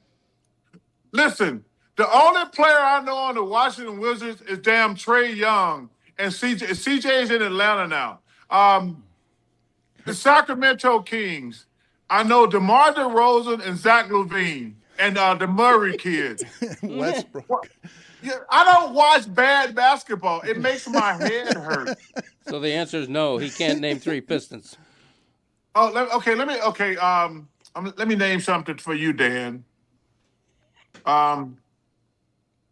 USF. We just stole y'all coach at Auburn, Coach Galash. I'm happy to have him at Auburn. And the quarterback. and the quarterback. Name me another player for USF, Dan, and he's in your damn backyard. Oh, I watch so many Dan. USF games, I watch so many. and I'm just Name a watching player. uniforms. I know. What? Okay. So you're watching uniforms. Okay. I know the quarterback and the coach, and I'm really excited about Coach Galesh. Let me tell you something. One of my great people I admire is Derek. Damn, I forgot his name. You admire him, though. You admire him, though, Chuck. Yeah, he's good. I love him. Wait. No, I got it. Derek Brooks. No, but I never see Derek Brooks. But I was down in Tampa at John Cooper's fishing tournament about 2 months ago, and I saw Derek Brooks, one of the most amazing men I've ever met in my life. He sends me a text when we get Coach Galesh. He says, "Y'all got a real one, Chuck." And if I get the seal of approval from Derek Brooks, I know we got a great coach coming to Auburn, and I cannot wait to support Coach Galesh. Charles, Shaq gets mad sometimes on the show, like when you guys are busting balls. Have you ever gotten actually mad? In a game, he fought Shaq, which was No, but I'm crazy. talking about on the show. No, dude. The only problem I ever have with Shaq, and he hates Dan. He hates Dan. Y'all know that, right? Yep. We've gotten the vibe. So Shaq is one of those guys, and it's not a good trait. He can dish it out, but he can't take it. And me, if I'm going to dish it out, I got to be able to take it. So I get mad when people are sensitive. You can't give people junk. First of all, that's the best part about playing any type of team sport, especially the NBA. The bus trips, the plane trip, we ride each other unbelievable. But Shaq can dish it out, but he can't take it. That's his only weakness because he's a really, really good dude, but he can't take criticism. That's why he hates me. Only because I've said I don't understand why he's so sensitive. He's won at life, and I don't understand. You just said something that's harsher criticism than any I've ever leveled at Shaq. Yeah, but I don't think it's a criticism. You got to be able to take it if you're going to dish it out. I mean, that's just life 101. You can't just give people a hard time and not be able to take it. Do you have a player right now in the league that you've pissed off the most this year? Because you don't mind pissing people off. Is there an active player right now that that's on your ledger where I really got this guy angry with something I said? Well, the guy who hates me is probably Kevin Durant, which is fine. I mean, we don't have to be. I don't have to be friends with any of these guys. You know, Kevin Durant's a great player. He's one of the best scorers ever. You know what's really funny? You said that quote from another guy earlier, and he probably going to tweet at me because I agreed with what he said. But, you know, it's so funny. He hits the game winner against the Suns. He's like, yeah, I really want to stick it to the Suns. They threw me away. I'm like, dude, we traded 10 draft picks. We gave you $60 million a year, and we got swept in the first round of the playoffs. You want us to keep you around? Like what do you expect? We had to reset. I'm like, wait a minute. They didn't throw you away. We traded 5 or 6 number 1 draft picks. Then you wanted Bradley Beal. We went out and got Bradley Beal. We lost in the first round the first year. The next year with you, we got swept. And then this year, we got a better record than the Rockets, and you still mad? What you mad at? Facts? We're better without you. Don't get mad. Those are just facts. Watch Inside the NBA. It's the best sports studio show there's ever been, and NBA Saturday primetime on ABC. Chuck, it's always great seeing you. You always. Hey, Dan, can I say something before we go? Yeah, but I know what you're gonna say. I don't know what he's gonna say. I know what he's gonna say. Yes. Dan, I'm not gonna say that anymore. Dan, I just want to say this to you, man. You know, when I first met you, I told you what a big fan I was. I said, yo, because I do. I think most of the guys just want to get clicks and just want to be in the limelight and say stupid stuff. I said, Dan, I like you. You and Tim, what is it? College Shaw? A lot of respect for him. Yes. I said, you two are my favorite guys because I know when y'all say stuff, that don't mean y'all right. Like, I don't think I'm right all the time, but I ain't never going to say anything to get clicks. So anytime you call me, you stole my girl Leah too, which I'm not happy about. Leah Ball, Bruce Pearl's daughter, who's a saint. You stole her from me, but I'll forgive you. But I told you, man, I got so much love and admiration for you and Tim Cowlishaw. But I want to say this about you. The best thing you ever did for me was hooking me up with your mom, man. That lady is a saint. We text back and forth all the time. She always, I used to give Ernie a hard time because white people always texting you pictures of their grandkids like you give a damn. I always used to give Ernie a hard time. I said, Ernie, I know your grandkids are cute. Quit sending me pictures. Now I got grandkids. Ernie called me. He says, the white Charles Barkley. I sent his wife grandpicture kids. It's the greatest thing ever being a grandpa. But your mom, when I go a week without sending pictures of my 2 grandkids, which is the greatest thing ever happened to me, she sends me a text like, I better get a picture soon. So the best thing you ever did for me, Dan, was hooking me up with your mom. That lady is a saint, and she's going to heaven because of you and that fat old daddy of yours. There it is. I knew that was coming. You said it wasn't coming, and I knew that was coming. You were going to hammer my fat old dad. And evidently you hooked up with my mom, which is not something I knew. Charles, good to see you. Nice to see you, as always, sir. Good to see that smile, and good to see that you're healthy. You're taking care of yourself. Skinny as I've ever seen you. Hey, Road.co. Road.co. Go get some Zepbound, all you fat people out there. Road.co, Zepbound. See you later, Charles. Nice seeing you. Love you guys. Be safe. Love you too. So Mike Ryan is back there, and he's hiding in the corner. And the guy that we quoted earlier was Chris Whittingham. He was having trouble with some of the names there because your legends and your heroes are aging, and that's Derek. I forgot his name. One of the great people I admire is Derek. I didn't want to interrupt the conversation about Derek. What's his name? But I regret not getting to float my all-star replacement idea to Chaz Barkley, which is, by the way, this U.S. versus the world. What's the idea? Who cares? What are the stakes for the world? What does the world care? Let's play for all of us against the strange. Here's what we do. The All-Star games, all All-Star games are outmoded. They don't care. Forget it. Instead, one-on-one tournament. Right? That sucks. Tony, come on. That sucks. You wanted to hate that idea? King of the court you with wanted 40 to hate guys? that Everybody idea. 7, you like it, Tony. You 6, like 11, 7. Wait, let me get Jokic on Anthony Edwards. No. You sideways. You break it up into four categories. Yep. You go like 6'11" and above. Yep. 6'10" to 6'8" and so and on down. Love It'd it. be great. No, nobody cares about one-on-one. Here's what you do. Well, nobody cares about the All-Star game. Here's what you do. A game of horse. Bring back horse. All right, it's getting lame. I'm I down. like this. Let's see how lame we can make this. Let's work through this, Greg. How many people are playing? Is it all the All-Stars trying to make the same shot? It's one-on-one. Maybe guys just doing the 3-man weave down the court, Tony. You create a shot. When I played horse, the go-to shot was you stand behind the basket. I put it over the top. And put it right over the top. Yeah, that's a good shot. Yeah. My dad used to make that shot a lot in horse. Yeah, you have to. And then I became better than him, and then it was easy. This is a great idea, right, Dan? Thank you. Give me Indiana minus 7.5. No, what? I should take Miami? What? I don't know which way to go here. That seems like a lot of points. I'm gonna take Indiana. How is Miami getting so many points? I'm gonna lay the points. Give me the Hoosiers. It's not a terrible idea, but after that particular game, fix the NBA All-Star game is not the topic matter that I really wanted. That was a head-spinning appearance from Charles Barkley, I have to admit. Tim Cowlishaw. Tiene pinta.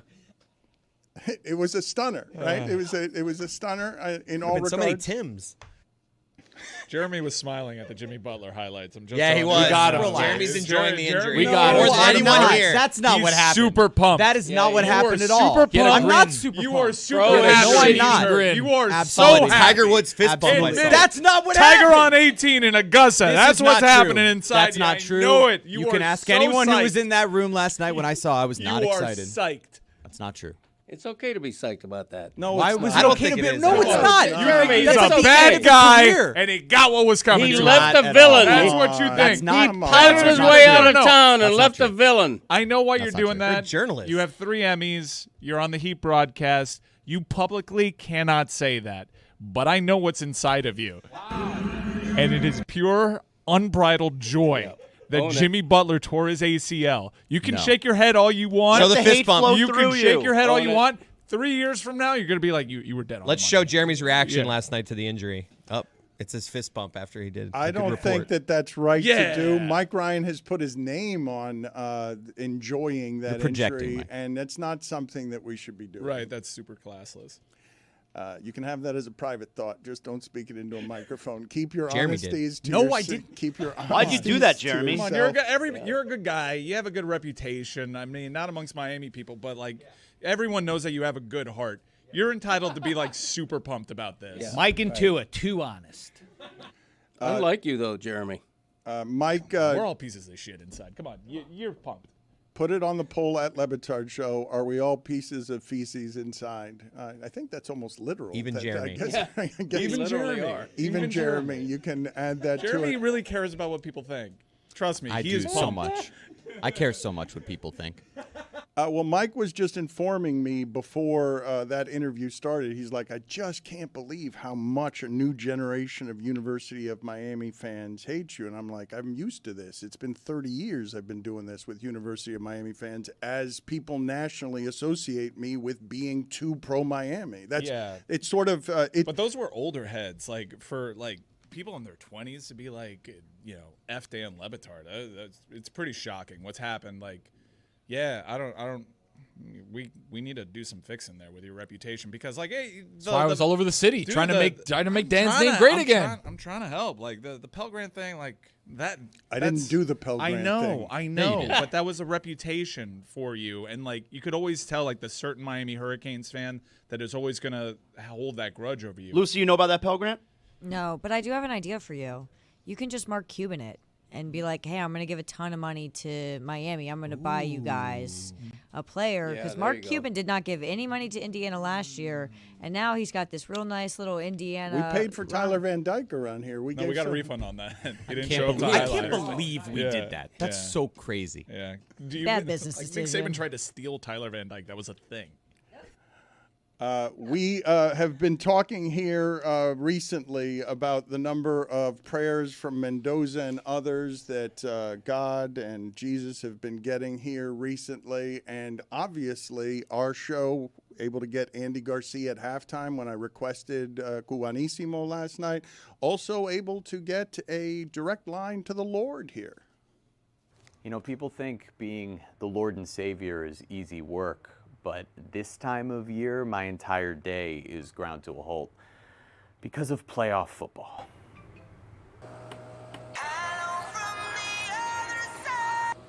JC here. It's just impossible to keep track. Like, look, I have this email from January 7th, 2013. Dear Lord, we've worked tirelessly in your name all season. We're just one game away from our dreams coming true. Please help us keep the Alabama run game in control and emerge healthy and victorious. Love, Manti Te'o, Notre Dame linebacker. Like, I just saw this 6 months ago. Yeah, it's J-Dog. JC. The Redeemer. No, they're both good options. Yeah, no, they're both really good options. It's gonna be. I'm such a big fan. Do you mind if I take a selfie with you, please? No, yeah, I can wait. Hey, I gotta run. Yeah, no, another one. I gotta stop going outside. I don't know what I'm doing. When it comes to this game, Hey, Mr. Christ, do you have the results for the championship game already?